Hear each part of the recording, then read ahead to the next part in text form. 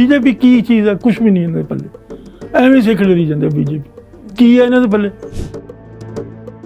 किहनूं पिछे हटना चाहिए, किहनूं अगे आना चाहिए, की लगता है तुहानूं? पिछे तो सिख ही हटेगा ना, जत्थेदार थोड़ा हटेगा पिछे। जत्थेदार साहब कह रहे हैं, कोई साधारण आदमी नहीं कह रहा, वो कह रहे हैं भी मैं नहीं कहा। इस वक्त तुसीं विरसा सिंह वलटोहा नूं की सलाह देनी चाहुंदे हो? भी मैं फलाने बंदे नूं नहीं चाहुंदा भी फलाना बंदा मेरी ते जजमेंट देवे। जी, तू कौन है? की उस मुलाकात के आधार ते जत्थेदार साहब नूं आरएसएस जां बीजेपी नाल जोड़िया जा सकदा? घटिया भी है, दुखदाई भी बहुत, जी, पेनफुल है। वलटोहा कहने कि मैं कुछ इहो जिहा नहीं कहा, पर जे कहा है तां की लगदा तुहानूं सबूत जनतक होने चाहिए ने? एब्सोल्यूटली होने चाहिए। गुरबाणी दी रोशनी दे विच जत्थेदारां नूं सुखबीर बादल दे खिलाफ की फैसला लेना चाहिए?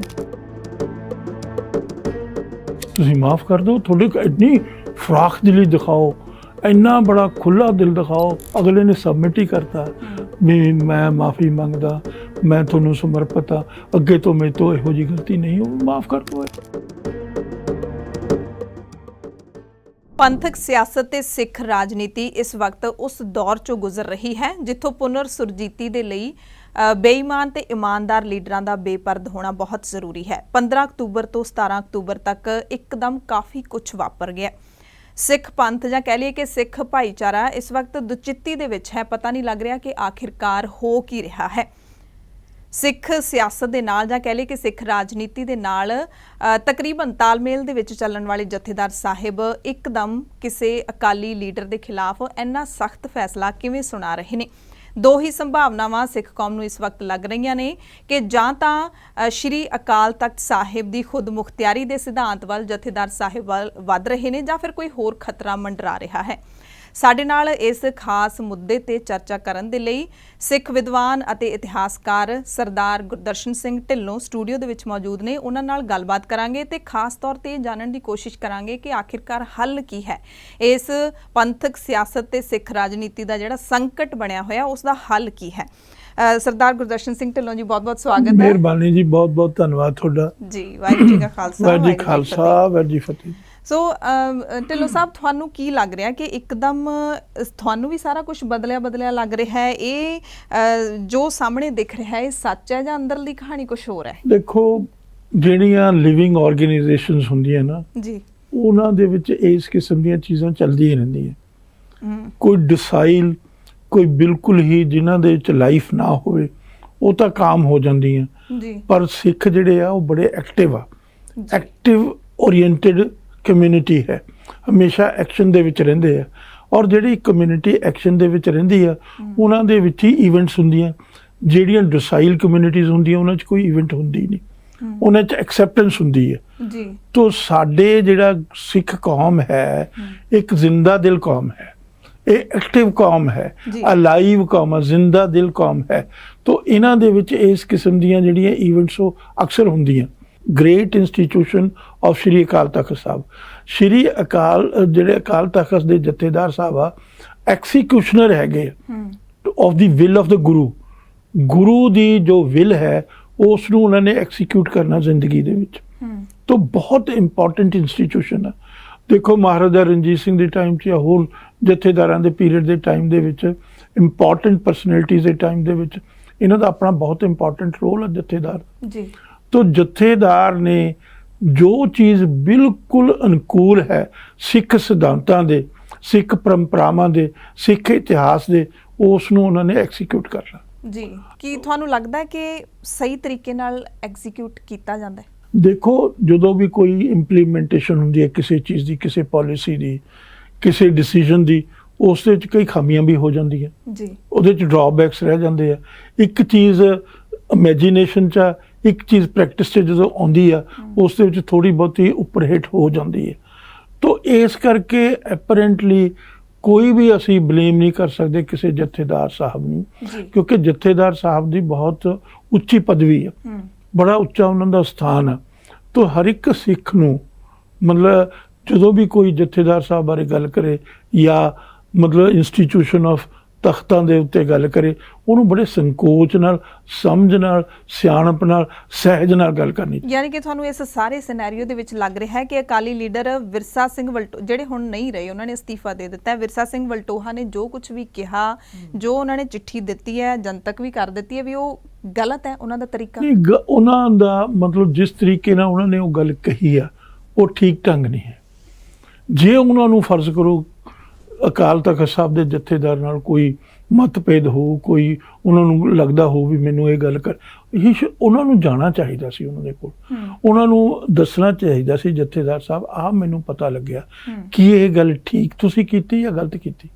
ਹਰ ਗੱਲ ਦਾ ਇੱਕ ਢੰਗ ਹੈ, ਯਾਨੀ ਕਿ ਜਨਤਕ ਤੌਰ ਤੇ ਇਸ ਤਰ੍ਹਾਂ ਨਹੀਂ ਕਹਿਣਾ ਚਾਹੀਦਾ। ਇਸ ਤਰ੍ਹਾਂ ਜਨਤਕ ਤੌਰ ਦੇ ਉੱਤੇ ਤੁਸੀਂ ਇੱਕ ਪਾਰਟਿਕੂਲਰ ਜਥੇਦਾਰ ਨੂੰ ਨਹੀਂ, ਤੁਸੀਂ ਇੰਸਟੀਟਿਊਸ਼ਨ ਨੂੰ ਹਰਟ ਕਰ ਰਹੇ ਹੋ। ਸਾਡਾ ਸਿੱਖਾਂ ਦਾ ਸਭ ਤੋਂ ਵੱਡੀ ਚੀਜ਼ ਇਹ ਹੈ ਕਿ ਅਸੀਂ ਕਿਸ ਤਰੀਕੇ ਦੇ ਨਾਲ ਆਪਣੇ ਇੰਸਟੀਟਿਊਸ਼ਨਾਂ ਨੂੰ ਅਸੀਂ ਸੰਭਾਲ ਕੇ ਰੱਖਣਾ। ਦੁਸ਼ਮਣਾਂ ਨੇ ਥੋੜ੍ਹਾ ਸੰਭਾਲਣਾ ਹੈਗਾ, ਹੋਰ ਕਿਸੇ ਨੇ ਥੋੜ੍ਹਾ ਸੰਭਾਲਣਾ। ਤੋ ਇਸ ਕਰਕੇ ਸਾਨੂੰ ਬੜੇ ਸੰਜਮ ਦੇ ਵਿੱਚ, ਸਹਿਜ ਦੇ ਵਿੱਚ ਜਾ ਕੇ ਗੱਲ ਕਰਨੀ ਚਾਹੀਦੀ। ਢਿੱਲੋਂ ਸਾਹਿਬ, ਜੇ ਆਪਾਂ ਪਿਛਲਾ ਸਮਾਂ ਦੇਖ ਲਈਏ, ਸ਼੍ਰੋਮਣੀ ਗੁਰਦੁਆਰਾ ਪ੍ਰਬੰਧਕ ਕਮੇਟੀ ਜਦੋਂ ਤੋਂ ਹੋਂਦ ਦੇ ਵਿੱਚ ਆਈ ਹੈ ਤਾਂ ਇੱਕ ਹੀ ਪਾਰਟੀ ਦੀ ਜਿਹੜੀ ਪਾਰਟੀ ਦੇ ਮੈਂਬਰ ਨੇ ਉਹ ਚੁਣ ਕੇ ਬਣਾਉਂਦੇ ਰਹੇ ਨੇ ਪੂਰਾ ਜਿਹੜਾ SGPC ਦਾ ਇਜਲਾਸ ਹੁਣ ਤੱਕ ਵੀ। ਤੇ ਹੁਣ ਤੱਕ ਅਕਾਲੀ ਦਲ ਦੇ ਕਿਸੇ ਲੀਡਰ ਨੇ, ਮੈਨੂੰ ਨਹੀਂ ਲੱਗਦਾ ਵੀ ਕਦੇ ਅਕਾਲ ਤਖਤ ਸਾਹਿਬ ਦੇ ਜਥੇਦਾਰ ਬਾਰੇ ਇਸ ਤਰੀਕੇ ਨਾਲ ਖੁੱਲ੍ਹ ਕੇ ਵਿਰੋਧਤਾ ਕੀਤੀ ਹੋਵੇ। ਵਿਰਸਾ ਸਿੰਘ ਵਲਟੋਹਾ ਵੀ ਇਹ ਲੀਡਰ ਰਹੇ ਨੇ ਕਿ ਕਦੇ ਵੀ ਜਥੇਦਾਰ ਸਾਹਿਬ ਦੇ ਖਿਲਾਫ ਕਦੇ ਕੋਈ ਗੱਲ ਨਹੀਂ ਕੀਤੀ। ਹੁਣ ਅਚਾਨਕ ਇਹੋ ਜਿਹਾ ਕੀ ਹੋ ਗਿਆ ਕਿ ਵਲਟੋਹਾ ਬੋਲ ਰਹੇ ਨੇ? ਇਹ ਦੇਖੋ, ਮੈਂ ਇਸ ਬਾਰੇ ਕੁਝ ਨਹੀਂ ਕਹਿ ਸਕਦਾ, ਇਹ ਤਾਂ ਉਹੀ ਜਾਣਦੇ ਆ ਵਲਟੋਹੇ ਨੇ ਕੀ ਕਿਹਾ, ਕਿਉਂ ਕਿਹਾ। ਇੱਕ ਕੁਐਸਚਨ ਹੈ ਕਿਉਂ ਕਿਹਾ, ਕੀ ਉਸ ਦੇ ਵਿੱਚ ਕੋਈ ਮੋਟਿਵ ਹੈਗਾ, ਕੀ ਉਸ ਦੇ ਵਿੱਚ ਕੋਈ ਨਾ ਕੋਈ ਐਸੀ ਚੀਜ਼ ਆ ਜਿਹੜੀ ਉਹਨਾਂ ਨੇ ਖੁੱਲ੍ਹ ਕੇ ਨਹੀਂ ਕਹੀ, ਜਾਂ ਤਾਂ ਉਹ ਆਪਣਾ ਮੋਟਿਵ ਦੱਸਣ ਮੇਰਾ ਮੋਟਿਵ ਕੀ ਉਹਨਾਂ ਦਾ ਮੋਟਿਵ ਜਥੇਦਾਰ ਦੀ ਪਰਸਨ ਨੂੰ ਹਾਰਮ ਕਰਨ ਦਾ ਜਾਂ ਇੰਸਟੀਟਿਊਸ਼ਨ ਨੂੰ ਹਾਰਮ ਕਰਦਾ ਹੈ। ਇਹ ਤਾਂ ਉਹੀ ਦੱਸ ਸਕਦੇ ਨਾ। ਇਹ ਦੂਜਾ ਬੰਦਾ ਤਾਂ ਅਸੈਸ ਹੀ ਕਰ ਸਕਦਾ, ਆਪਣਾ ਓਪੀਨੀਅਨ ਨਹੀਂ ਦੇ ਸਕਦਾ। ਦੂਸਰਾ ਬੰਦਾ ਇਹ ਜੱਜਮੈਂਟ ਨਹੀਂ ਦੇ ਸਕਦਾ ਵੀ ਇਹਦੇ ਪਿੱਛੇ ਆਹ ਗੱਲ ਹੈ ਐਗਜ਼ੈਕਟਲੀ। ਤੇ ਬਾਗੀ ਅਕਾਲੀ ਲੀਡਰ ਨੇ ਜਿਹੜੇ ਉਹ ਕਹਿ ਰਹੇ ਨੇ ਕਿ ਵਲਟੋਹਾ ਨਹੀਂ ਬੋਲ ਰਹੇ, ਵਲਟੋਹਾ ਦੇ ਪਿੱਛੇ ਉਹਨਾਂ ਦੀ ਪਾਰਟੀ ਬੋਲ ਰਹੀ ਹੈ। ਦੇਖੋ, ਉਹ ਉਹਨਾਂ ਦੀ ਆਪਣੀ ਯਾਨੀ ਪੋਲਿਟਿਕਸ ਆ ਕਿ ਕਿਹੜਾ ਬਾਗੀ ਆ, ਕਿਹੜਾ ਨਹੀਂ ਬਾਗੀ ਹੈਗਾ, ਕਿਹੜਾ ਉਹਨਾਂ ਦੇ ਨਾਲ ਸਮਰਪਿਤ ਹੈ। ਜੀ ਢਿੱਲੋਂ ਸਾਹਿਬ, ਜਿਹੜੇ ਵਲਟੋਹਾ ਨੇ, ਵਿਰਸਾ ਸਿੰਘ ਵਲਟੋਹਾ ਨੇ, ਖਾਸ ਤੌਰ ਤੇ ਉਹ ਅਟੈਕਿੰਗ ਮੋਡ ਦੇ ਵਿੱਚ ਜਥੇਦਾਰ ਹਰਪ੍ਰੀਤ ਸਿੰਘ ਤੇ ਸਨ, ਤੇ ਉਹਨਾਂ ਦੇ ਬਾਰੇ ਜੋ ਚਿੱਠੀ ਦੇ ਵਿੱਚ ਲਿਖਿਆ ਹੈ ਕਿ ਅਮਿਤ ਸ਼ਾਹ ਦੇ ਨਾਲ ਮੁਲਾਕਾਤ ਕੀਤੀ, ਫਿਰ ਸੈਂਟਰ ਤੋਂ ਸਿਕਿਉਰਿਟੀ ਲਈ, ਜਾਂ ਫਿਰ ਰਾਘਵ ਚੱਡਾ ਦੇ ਪ੍ਰੋਗਰਾਮ ਦੇ ਵਿੱਚ ਉਹ ਗਏ। ਤੁਸੀਂ ਇਸ ਸਾਰੇ ਨੂੰ ਕਿਵੇਂ ਦੇਖਦੇ ਹੋ? ਜਥੇਦਾਰ ਸਾਹਿਬ ਦਾ ਇਹ ਕਦਮ ਜਿਹੜਾ ਸਹੀ ਸੀ ਜਾਂ ਕਿਵੇਂ? ਦੇਖੋ, ਇਹ ਤਾਂ ਜਥੇਦਾਰ ਸਾਹਿਬ ਹੀ ਦੱਸੇ, ਮੈਂ ਤਾਂ ਕਿੰਤੂ ਪ੍ਰੰਤੂ ਕਰਦਾ ਨਹੀਂ ਕਦੇ ਵੀ। ਜੇ ਆਪਾਂ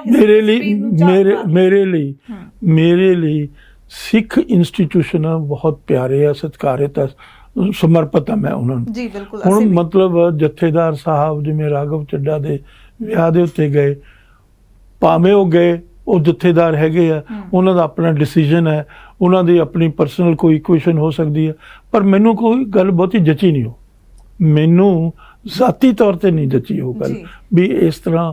ਮਤਲਬ ਉਹਨਾਂ ਦੀ ਪਦਵੀ ਬਹੁਤ ਉੱਚੀ ਹੈ ਜੀ, ਬਹੁਤ ਬੜਾ ਉਹਨਾਂ ਦਾ ਸਟੇਟਸ ਆ, ਬਹੁਤ ਬੜਾ ਉਹਨਾਂ ਦਾ ਸਤਿਕਾਰ ਮਾਣ ਆ ਸਿੱਖ ਪੰਥ ਦੇ ਵਿੱਚ ਜੀ। ਤੋ ਜਾਂ ਤਾਂ ਤੁਸੀਂ ਹਮੇਸ਼ਾ ਕਿਸੇ ਗਰੀਬ ਦੀ ਵਿਆਹ 'ਚ ਕਿਉਂ ਨਹੀਂ ਗਏ ਜੀ? ਕੋਈ ਗਰੀਬ ਤੋਂ ਗਰੀਬ, ਅਤ ਗਰੀਬ ਆ, ਕਿਹਨਾਂ ਦੇ ਵਿਚਾਰਿਆਂ ਦੇ ਵਿਆਹਾਂ ਲਈ ਪੈਸੇ ਵੀ ਨਹੀਂ ਹੁੰਦੇ ਗਰੀਬਾਂ ਦੇ ਬੱਚੇ, ਉੱਥੇ ਜਾਓ, ਉੱਥੇ ਜਾ ਕੇ ਉਹਨਾਂ ਨੂੰ ਬੱਚਿਆਂ ਦੀ ਮਦਦ ਕਰੋ, ਤੁਸੀਂ ਜਿਸ ਤਰ੍ਹਾਂ ਕਰ ਸਕਦੇ ਹੋ, ਉਹਨਾਂ ਨੂੰ ਆਸ਼ੀਰਵਾਦ ਦਿਓ। ਤੋ ਮੇਰਾ ਮਤਲਬ ਇਸ ਤਰੀਕੇ ਦੀ, ਜਿਸ ਤਰ੍ਹਾਂ ਯੋਧਿਆ ਤੇ ਜਾਣ ਦੀ ਗੱਲ ਆਈ, ਮੈਂ ਉਸ ਦੇ ਟੋਟਲੀ ਅਪੋਜ਼ ਸੀ ਜੀ। ਕਿਸੇ ਵੀ ਇਸ ਸੰਸਥਾ ਤੇ ਸਿੱਖਾਂ ਦੇ ਜਿਹੜੇ ਜਥੇਦਾਰ ਆ ਉਹਨਾਂ ਦਾ ਬਣਦਾ ਨਹੀਂ ਜੀ। ਤੇ ਜਿਹੜਾ ਗ੍ਰਹਿ ਮੰਤਰੀ ਅਮਿਤ ਸ਼ਾਹ ਨਾਲ ਮੀਟਿੰਗ ਹੋਈ ਹੈ, ਮੀਟਿੰਗ ਹੋਣੀ ਜਥੇਦਾਰ ਦੀ ਜਾਂ ਫਿਰ ਮੁਲਾਕਾਤ ਹੋਣੀ, ਕੀ ਉਸ ਮੁਲਾਕਾਤ ਦੇ ਆਧਾਰ ਤੇ ਜਥੇਦਾਰ ਸਾਹਿਬ ਨੂੰ RSS ਜਾਂ BJP ਨਾਲ ਜੋੜਿਆ ਜਾ ਸਕਦਾ ਹੈ? ਨਹੀਂ, ਦੇਖੋ ਹੁਣ ਮੀਟਿੰਗ ਹੋਈ, ਜੇ ਕੋਈ ਫਰਜ਼ ਕਰੋ ਜਥੇਦਾਰ ਬੈਠੇ ਆ, ਕੋਈ ਆਦਮੀ ਆਉਂਦਾ, ਉਹ ਕਹਿੰਦਾ ਜੀ ਮੈਂ ਤੁਹਾਨੂੰ ਦਰਸ਼ਨ ਕਰਨੇ, ਮੈਂ ਤੁਹਾਨੂੰ ਮਿਲਣਾ, ਤਾਂ ਜਥੇਦਾਰ ਇਹ ਥੋੜ੍ਹਾ ਕਹਿ ਸਕਦਾ ਵੀ ਮੂੰਹ ਮੋੜ ਸਕਦੇ ਵੀ ਮੈਂ ਤੁਹਾਨੂੰ ਨਹੀਂ ਮਿਲਣਾ। ਹੁਣ ਉਸ ਮੀਟਿੰਗ 'ਚ ਕੀ ਹੋਇਆ, ਕੀ ਟ੍ਰਾਂਸਪਾਇਰ ਹੋਇਆ ਉਸ ਮੀਟਿੰਗ ਦੇ ਵਿੱਚ? ਕੀ ਉਸ ਦੇ ਉੱਤੇ ਸਿੱਖ ਸਿਧਾਂਤਾਂ ਨੂੰ ਚੋਟ ਲੱਗੀ ਹੈ ਜੀ? ਕੀ ਸਿੱਖ ਸਿਧਾਂਤਾਂ ਦੀ ਕੋਈ ਮਤਲਬ ਉਹਨਾਂ ਨੂੰ ਨੁਕਸਾਨ ਪਹੁੰਚਿਆ? ਜੇ ਨੁਕਸਾਨ ਪਹੁੰਚਿਆ, ਮੈਂ ਸਮਝਦਾ ਇਸ ਲਈ ਨਹੀਂ ਹੋਣਾ ਚਾਹੀਦਾ ਸੀ। ਜੇ ਕੋਈ ਉਈਓ ਆ ਗਿਆ, ਕੋਈ ਵੀ ਬੰਦਾ ਆ ਸਕਦਾ ਜਥੇਦਾਰ ਸਾਹਿਬ ਨੂੰ ਮਿਲਣ ਦੇ ਲਈ, ਜਿਸ ਤਰ੍ਹਾਂ ਹੁਣ ਰਾਧਾ ਸਵਾਮੀ ਗੁਰੂ ਨੂੰ ਸਾਰੀ ਦੁਨੀਆ ਮਿਲਣ ਜਾਂਦੀ ਹੈ, ਪ੍ਰਾਈਮ ਮਿਨਿਸਟਰ ਕਈ ਵਾਰੀ ਗਏ ਆ, ਹੋਮ ਮਿਨਿਸਟਰ ਗਏ ਆ, ਸਾਰੇ ਬੜੇ ਬੜੇ ਲੀਡਰ ਜਾਂਦੇ ਆ, ਉਹਨਾਂ ਦਾ ਆਪਣਾ ਇੱਕ ਮਨੋਰਥ ਆ, ਉਹਨਾਂ ਦਾ ਮਨੋਰਥ ਹੋ ਸਕਦਾ ਜਿਹੜਾ ਰਾਧਾ ਸਵਾਮੀ ਗੁਰੂ ਦੇ ਮੋਟਿਵ ਕੋਈ ਡਿਫਰੈਂਟ ਹੋਵੇ। ਤਾਂ ਇਸ ਕਰਕੇ ਜੇ ਮਤਲਬ ਅਮਿਤ ਸ਼ਾਹ ਮਿਲਣ ਗਿਆ ਜਥੇਦਾਰ ਸਾਹਿਬ ਨੂੰ, ਉਹਦਾ ਮੋਟਿਵ ਹੋ ਸਕਦਾ। ਹੁਣ ਕੀ ਜਥੇਦਾਰ ਸਾਹਿਬ ਨੇ ਉਹਨੂੰ ਬੁਲਾਇਆ, ਜੇ ਉਹ ਆਪਣੇ ਤੌਰ ਤੇ ਆਪਣਾ ਮੋਟਿਵ ਲੈ ਕੇ ਗਿਆ, I think we should not blame the jathedar. ਜੀ ਵੈਸੇ ਤੁਸੀਂ ਆਲ ਓਵਰ ਹੁਣ ਤੁਸੀਂ ਦੇਖੋ, ਜਿਸ ਇੱਕ ਸਕੂਲ ਆ, ਉਸ ਦਾ ਇੱਕ ਪ੍ਰਿੰਸੀਪਲ ਆ, ਹੈਡ ਇੰਸਟੀਟਿਊਸ਼ਨ ਆ, ਉਸ ਨੂੰ ਸੈਂਕੜੇ ਕਿਸਮ ਦੇ ਲੋਕ ਮਿਲਣ ਆਉਂਦੇ, ਚੰਗੇ ਵੀ ਆਉਂਦੇ ਆ, ਬੁਰੇ ਵੀ ਆਉਂਦੇ ਆ, ਉਹਨੂੰ ਕੰਡੈਮ ਵੀ ਕਰਦੇ ਆ, ਤਾਂ ਉਹਦੇ ਚ ਤਾਂ ਉਹਦਾ ਕੁਛ ਕਸੂਰ ਨਹੀਂ। ਕਸੂਰ ਉਸ ਦਾ ਹੈ ਜਿਹੜਾ ਗਲਤ ਮੋਟਿਵ ਦੇ ਨਾਲ, ਗਲਤ ਇੰਟੈਂਸ਼ਨ ਦੇ ਨਾਲ, ਗਲਤ ਕਿਸੇ ਮੋਟੀਵੇਸ਼ਨ ਦੇ ਨਾਲ ਉਹਨਾਂ ਕੋਲ ਗਿਆ। ਤੁਹਾਨੂੰ ਕੀ ਲੱਗਦਾ ਹੈ ਆਲ ਓਵਰ ਜਿਹੜੀਆਂ ਸਾਡੀਆਂ ਸਿੱਖ ਸੰਸਥਾਵਾਂ ਨੇ, ਸ਼੍ਰੀ ਅਕਾਲ ਤਖਤ ਸਾਹਿਬ ਸਾਡੀ ਸਭ ਤੋਂ ਉੱਚੀ ਸਤਿਕਾਰਿਤ ਸੰਸਥਾ ਹੈ, ਸੁਪਰੀਮ ਸੰਸਥਾ ਹੈ, ਕੀ ਇਸ ਸੰਸਥਾ ਦੇ ਉੱਤੇ ਕਿਸੇ ਵੀ ਸਿਆਸੀ ਪਾਰਟੀ ਦਾ ਗਲਬਾ ਹੋ ਸਕਦਾ ਹੈ, ਦਬਾਅ ਹੋ ਸਕਦਾ? ਨਹੀਂ ਹੋਣਾ ਚਾਹੀਦਾ। ਉਸ ਦਾ ਫਰਜ਼ ਆ ਜਥੇਦਾਰ ਸਾਹਿਬਾਨ ਦਾ ਕਿ ਸਿੱਖੀ ਪਰੰਪਰਾਵਾਂ ਤੇ ਪਹਿਰਾ ਦਿਓ। ਜੋ ਸਿੱਖੀ ਸਿਧਾਂਤ ਹੈ, ਸਿੱਖਾਂ ਦੀ ਟ੍ਰੈਡੀਸ਼ਨ ਹੈ, ਸਿੱਖਾਂ ਦੀਆਂ ਪ੍ਰੈਕਟਿਸਿਸ ਹੈਗੀ, ਉਸ ਦੇ ਉੱਤੇ ਧੜੱਲੇ ਦੇ ਨਾਲ ਬੇਖੌਫ ਹੋ ਕੇ ਕਿਸੇ ਕਿਸਮ ਦਾ ਮਤਲਬ ਤੁਹਾਡੇ ਮਨ ਦੇ ਉੱਤੇ ਕੋਈ ਅਸਰ ਨਹੀਂ ਹੋਣਾ ਚਾਹੀਦਾ, ਚੰਗਾ ਜਾਂ ਮਾੜਾ। ਜੋ ਸਿੱਖ ਪਰੰਪਰਾਵਾਂ ਹਨ, ਸਿੱਖ ਸਿਧਾਂਤ ਹੈ, ਉਸ ਦੇ ਮੁਤਾਬਕ ਤੁਸੀਂ ਉਹਨਾਂ ਨੂੰ ਆਪਣਾ ਆਦੇਸ਼ ਦਿਓ। ਇਸ ਵਕਤ ਤੁਸੀਂ ਕਿਵੇਂ ਦੇਖਦੇ ਹੋ? ਪਿਛਲੇ ਕਈ ਸਾਲਾਂ ਤੋਂ ਇਹੀ ਚਰਚਾ ਚੱਲਦੀ ਰਹਿੰਦੀ ਹੈ ਸਿੱਖ ਸਭਾਵਾਂ ਦੇ ਵਿੱਚ ਕਿ ਅਕਾਲ ਤਖਤ ਸਾਹਿਬ ਆਜ਼ਾਦ ਨਹੀਂ ਹਨ। ਆਜ਼ਾਦ ਹੋਂਦ ਹਸਤੀ ਅਕਾਲ ਤਖਤ ਸਾਹਿਬ ਦੀ ਨੂੰ ਢਾਹ ਲੱਗੀ ਹੈ। ਸਿਆਸੀ ਪਾਰਟੀ ਹੈ ਜਿਹੜੀ, ਇੱਕ ਪਾਰਟੀ ਦੇ ਉੱਤੇ ਖਾਸ ਤੌਰ ਤੇ ਇਲਜ਼ਾਮ ਲੱਗਦੇ ਨੇ, ਜਿਸ ਦੇ ਨਾਲ ਹੁਣ ਟਕਰਾਅ ਚੱਲ ਰਿਹਾ ਹੈ। ਕੀ ਤੁਸੀਂ ਦੇਖਦੇ ਹੋ ਇਹ ਦਬਾਅ 'ਚ ਹੈ ਸੰਸਥਾ ਸਾਡੀ? ਮੈਂ ਨਹੀਂ ਇਹ ਕਹਿ ਸਕਦਾ ਕੋਈ ਦਬਾਅ 'ਚ ਹੈਗੀ ਆ। ਉਹਨਾਂ ਨੇ ਇੰਡੀਪੈਂਡੈਂਟ ਕਈ ਬਹੁਤ ਵਧੀਆ ਡਿਸੀਜਨਸ ਵੀ ਲਏ ਜੀ। ਪਹਿਲੇ ਸ਼੍ਰੀ ਅਕਾਲ ਤਖਤ ਸਾਹਿਬ ਦੇ ਜਥੇਦਾਰ ਸਾਹਿਬ ਨੇ RSS ਦੇ ਉੱਤੇ ਬੜੇ ਖੂਬਸੂਰਤ ਕਮੈਂਟ ਦਿੱਤੇ ਵੀ ਇਹਨਾਂ ਦਾ ਸਾਡੇ ਨਾਲ ਕੋਈ ਰਿਲੇਸ਼ਨਸ਼ਿਪ ਨਹੀਂ ਜੀ। ਹੁਣ ਦੇਖੋ ਉਸ ਤਰ੍ਹਾਂ ਹੋ ਸਕਦਾ ਜਿਸ ਤਰ੍ਹਾਂ ਕੋਈ ਇਮਾਮ ਆਵੇ ਮੁਸਲਮਾਨਾਂ ਦਾ, ਉਹ ਆ ਕੇ ਮਿਲ ਲਵੇ ਜਥੇਦਾਰ ਸਾਹਿਬ ਨੂੰ, ਤਾਂ ਉੱਥੇ ਜਥੇਦਾਰ ਸਾਹਿਬ ਕਹਿਣਗੇ ਮੈਂ ਨਹੀਂ ਮਿਲਣਾ ਇਹਨੂੰ, ਜਾਂ ਕੋਈ ਪੋਪ ਆਵੇ ਉਹ ਆ ਕੇ ਮਿਲ ਲਵੇ। ਤਾਂ ਇਸ ਕਿਸਮ ਦੀ ਬਿਲਕੁਲ ਮਤਲਬ ਬਰੀਕੀ ਵਿੱਚ ਜਾ ਕੇ ਮਾੜੀ ਜੀ ਹਰਕਤ ਦੇ ਉੱਤੇ ਤੁਸੀਂ ਇੰਨਾ ਸੀਰੀਅਸ ਵਿਊ ਨਹੀਂ ਲੈਣਾ ਚਾਹੀਦਾ ਜੀ। ਉਹਦੀ ਆਫਟਰ ਉਹਨਾਂ ਦੀ ਵੀ ਤਾਂ ਕੋਈ ਇੰਡੀਪੈਂਡੈਂਸ ਹੈ ਜੀ, ਤੇ ਜਿਹੜੇ ਇਸ ਇੰਸਟੀਟਿਊਸ਼ਨ ਨੂੰ ਦੇ ਉੱਤੇ ਬੈਠੇ ਆ ਉਹਨਾਂ ਨੂੰ ਤੁਸੀਂ ਕੈਪਟਿਵ ਥੋੜ੍ਹਾ ਬਣਾ ਲਿਆ ਜੀ। ਉਹਨਾਂ ਨੂੰ ਤੁਸੀਂ ਆਜ਼ਾਦ ਰੱਖਿਆ, ਆਜ਼ਾਦ ਹਸਤੀ ਦਿੱਤੀ ਹੈ, ਔਰ ਉਸ ਆਜ਼ਾਦ ਹਸਤੀ ਦੇ ਵਿੱਚ ਉਹ ਆਪਣਾ ਓਪੀਨੀਅਨ ਬਣਾ ਲੈ ਰਹੇ। ਪਰ ਉਸੇ ਤੇ ਸਿੱਖਾਂ ਨੂੰ ਡਾਊਟ ਰਹਿੰਦਾ ਕਿ ਆਜ਼ਾਦ ਹਸਤੀ ਸ਼ਾਇਦ ਹੁਣ ਨਹੀਂ ਰਹੀ, ਤੇ ਉਹੀ ਅਰਦਾਸਾਂ ਸਿੱਖ ਕਰਦੇ ਨੇ ਕਿ ਅਸੀਂ ਅਕਾਲ ਤਖਤ ਸਾਹਿਬ ਨੂੰ ਆਜ਼ਾਦ ਦੇਖਣਾ ਚਾਹੁੰਦੇ ਹਾਂ। ਸੋ ਢਿੱਲੋਂ ਸਾਹਿਬ, ਇੱਕ ਨਾ ਵਿਰਸਾ ਸਿੰਘ ਵਲਟੋਹਾ ਨੇ ਇਸੇ ਬਿਆਨਬਾਜ਼ੀਆਂ ਦੇ ਵਿੱਚ ਜਥੇਦਾਰ ਹਰਪ੍ਰੀਤ ਸਿੰਘ ਦੇ ਨਾਲ ਟਕਰਾਅ ਦੇ ਵਿੱਚ ਇੱਕ ਇਹ ਸਵਾਲ ਰੱਖਿਆ ਪੰਥ ਦੇ ਬੁੱਧੀਜੀਵੀਆਂ ਦੇ ਸਾਹਮਣੇ ਕਿ ਜਦੋਂ ਮੈਂ ਜਥੇਦਾਰ ਸਾਹਿਬ ਦੇ ਖਿਲਾਫ ਗੱਲਾਂ ਬੋਲੀਆਂ, ਮੈਂ ਸ਼ਿਕਾਇਤ ਕੀਤੀ, ਤੇ ਉਹ ਜਿਹੜੀ ਮੀਟਿੰਗ ਦੇ ਵਿੱਚ ਤਲਬ ਕੀਤਾ ਗਿਆ ਸੀ ਮੈਨੂੰ, ਉਹਦੇ ਵਿੱਚ ਜਥੇਦਾਰ ਹਰਪ੍ਰੀਤ ਸਿੰਘ ਕਹਿੰਦੇ ਬਹਿਣੇ ਨਹੀਂ ਚਾਹੀਦੇ ਸੀ ਸਿੱਖ ਸਿਧਾਂਤਾਂ ਦੇ ਮੁਤਾਬਿਕ। ਕੀ ਜਵਾਬ ਹੈ ਤੁਹਾਡਾ? ਬਿਲਕੁਲ ਗਲਤ ਸਵਾਲ ਹੈ। ਉਹਨਾਂ ਨੇ ਇਸ ਕਿਸਮ ਦਾ ਇਸ਼ੂ ਰੇਜ਼ ਕੀਤਾ ਕਿ ਕੋਈ ਬੰਦਾ ਜੋ ਸੁਪਰੀਮ ਕੋਰਟ 'ਚ ਜਾਂਦਾ ਕਿ ਉਹ ਡਿਸਾਈਡ ਕਿ ਉਹ ਫੈਸਲਾ ਕਰ ਸਕਦਾ ਵੀ ਇਹ ਪਰਟੀਕੁਲਰ ਜੱਜ ਦੇ ਵਿੱਚ ਬੈਠੇ ਜਾਂ ਨਾ ਬੈਠੇ। ਉਹਦੀ ਕੋਈ ਔਕਾਤ ਨਹੀਂ ਹੈ ਇਸ ਗੱਲ। ਉਹ ਤਾਂ ਦੇਖੋ ਇੰਡੀਪੈਂਡੈਂਟ ਸੋਵਰਨ ਅਥਾਰਟੀ ਆ ਜਿਹੜੀ ਗੁਰੂਆਂ ਨੇ ਅਸਾਈਨ ਕੀਤੀ ਹੈ, ਨਾ ਕਿ ਕਿਸੇ ਇੱਕ ਇੰਡੀਵਿਜੂਅਲ ਨੇ ਜਾਂ ਕਿਸੇ ਆਰਗੇਨਾਈਜੇਸ਼ਨ ਨੇ ਜਾਂ ਕਿਸੇ ਪਾਰਟੀ ਨੇ। ਔਰ ਉਹ ਤਲਬ ਕੀਤਾ ਗਿਆ ਬੰਦਾ, ਉਹ ਤਲਬ ਕੀਤਾ ਗਿਆ, ਤਾਂ ਉਹ ਡਿਸੀਜਨ ਨਹੀਂ ਲੈ ਸਕਦਾ ਵੀ ਫਲਾਂ ਆਦਮੀ ਬੈਠੇ ਫਲਾਂ ਨਾ ਬੈਠੇ। ਇਹ ਕਿਵੇਂ ਹੋ ਸਕਦੀ ਹੈ ਗੱਲ ਜੀ? ਜਿਹੜਾ ਵੀ ਬੰਦਾ ਤਲਬ ਕੀਤਾ ਗਿਆ, ਇਹਦਾ ਮਤਲਬ ਵੀ ਉਹਦੇ 'ਚ ਕੋਈ ਗੁਨਾਹ ਹੈ, ਉਹਦੇ 'ਚ ਕੋਈ ਔਗਣ ਹੈ, ਉਹਦੇ 'ਚ ਕੋਈ ਐਸੀ ਚੀਜ਼ ਹੈ ਜਿਹੜੀ ਸਿੱਖ ਪਰੰਪਰਾਵਾਂ ਦੇ ਅਨੁਕੂਲ ਨਹੀਂ, ਤਾਂ ਉਹ ਕਿੱਥੇ ਕਹਿ ਸਕਦਾ ਵੀ ਫਲਾਂ ਬੰਦੇ ਬੈਠੇ ਫਲਾਂ ਨਾ ਬੈਠੇ? ਉਹ ਤਾਂ ਫਿਰ ਬਾਇਸ ਹੋ ਗਿਆ ਨਾ ਉਹਦਾ। ਇਸ ਵਕਤ ਤੁਸੀਂ ਵਿਰਸਾ ਸਿੰਘ ਵਲਟੋਹਾ ਨੂੰ ਕੀ ਸਲਾਹ ਦੇਣੀ ਚਾਹੁੰਦੇ ਹੋ? ਉਹਨਾਂ ਨੂੰ ਅਕਾਲ ਤਖਤ ਸਾਹਿਬ ਤੋਂ ਉਹਨਾਂ ਲਈ ਬੜਾ ਸਖਤ ਹੁਕਮ ਹੋਇਆ, ਫਿਰ ਉਹ ਪਾਰਟੀ ਵੀ ਛੱਡ ਚੁੱਕੇ ਨੇ, ਫਿਰ ਉਹ ਲਗਾਤਾਰ ਬੋਲ ਵੀ ਰਹੇ ਨੇ। ਦੇਖੋ, ਹਰ ਬੰਦੇ ਨੂੰ, ਸਿੱਖ ਨੂੰ ਖਾਸ ਤੌਰ ਦੇ ਉੱਤੇ ਅਕਾਲ ਤਖਤ ਜਾਂ ਦੂਸਰੇ ਤਖਤ ਦੇ ਉੱਤੇ ਕਿੰਤੂ ਪਰੰਤੂ ਬੇਫਜ਼ੂਲ ਨਹੀਂ ਕਰਨਾ ਚਾਹੀਦਾ। ਬੜੇ ਸੰਜਮ ਦੇ ਵਿੱਚ, ਸਹਿਜ ਦੇ ਵਿੱਚ ਸਿੱਖ ਪਰੰਪਰਾਵਾਂ ਨੂੰ ਸਮਝ ਕੇ ਉਸ ਦੇ ਉੱਤੇ ਕੋਈ ਕਮੈਂਟ ਕਰਨਾ ਚਾਹੀਦਾ ਜਿਹਦੇ ਨਾਲ ਸਾਡੇ ਇੰਸਟੀਚਿਊਸ਼ਨ ਨੂੰ ਕਿਸੇ ਕਿਸਮ ਦੀ ਵੀ ਕੋਈ ਨੁਕਸਾਨ ਨਾ ਪਹੁੰਚੇ। ਇਹ ਸਾਡਾ ਇੰਸਟੀਚਿਊਸ਼ਨ ਗੁਰੂ ਨੇ ਸਾਨੂੰ ਆਪਣੀ ਵਿਰਾਸਤ 'ਚ ਸਾਨੂੰ ਦਿੱਤਾ ਹੈਗਾ। ਉਸ ਹੁਣ ਦੇਖੋ ਸਾਡੀ ਕੀ ਔਕਾਤ ਆ। ਮਹਾਰਾਜਾ ਰਣਜੀਤ ਸਿੰਘ ਕਿੱਡਾ ਵੱਡਾ ਸ਼ਾਸਕ ਸੀ, ਕਿਤਨਾ ਤਾਕਤਵਰ ਸੀ, ਉਸ ਨੇ ਆਪਣੇ ਆਪ ਨੂੰ ਸਬਮਿਟ ਕੀਤਾ। ਉਸ ਦੇ ਨਾਲ ਮਹਾਰਾਜਾ ਰਣਜੀਤ ਸਿੰਘ ਦੀ ਜਿਹੜੀ ਵਿਅਕਤਿਤਵ ਸੀ, ਉਹਦੀ ਪਰਸਨੈਲਿਟੀ ਸੀ, ਉਹਨੂੰ ਨੁਕਸਾਨ ਨਹੀਂ ਹੋਇਆ। ਉਹਨੂੰ ਉੱਪਰ ਨੂੰ ਉੱਠੀ ਹੈ ਜੀ ਕਿ ਕਿਸ ਤਰੀਕੇ ਨਾਲ out of humility being so humble ਉਸਨੇ ਆਪਣੇ ਆਪ ਨੂੰ ਸਮਰਪਿਤ ਕੀਤਾ ਅਕਾਲ ਤਖਤ ਦੇ ਅੱਗੇ। ਔਰ ਸ਼੍ਰੀ ਅਕਾਲ ਤਖਤ ਸਾਹਿਬ ਦੇ ਜਥੇਦਾਰ ਨੇ ਜੋ ਸਜ਼ਾ ਦਿੱਤੀ, ਉਹਨੇ ਮਤਲਬ ਬਿਲਕੁਲ ਉਸ ਨੂੰ ਸਬਮਿਟ ਕਰਕੇ ਉਹਦੇ ਅੱਗੇ ਨਿਮਰਤਾ ਸਹਿਤ ਉਸ ਨੂੰ ਐਕਸੈਪਟ ਕੀਤਾ। ਜੀ ਇਹ ਨਿਮਰਤਾ ਬੜੀ ਵੱਡੀ ਚੀਜ਼ ਹੈ।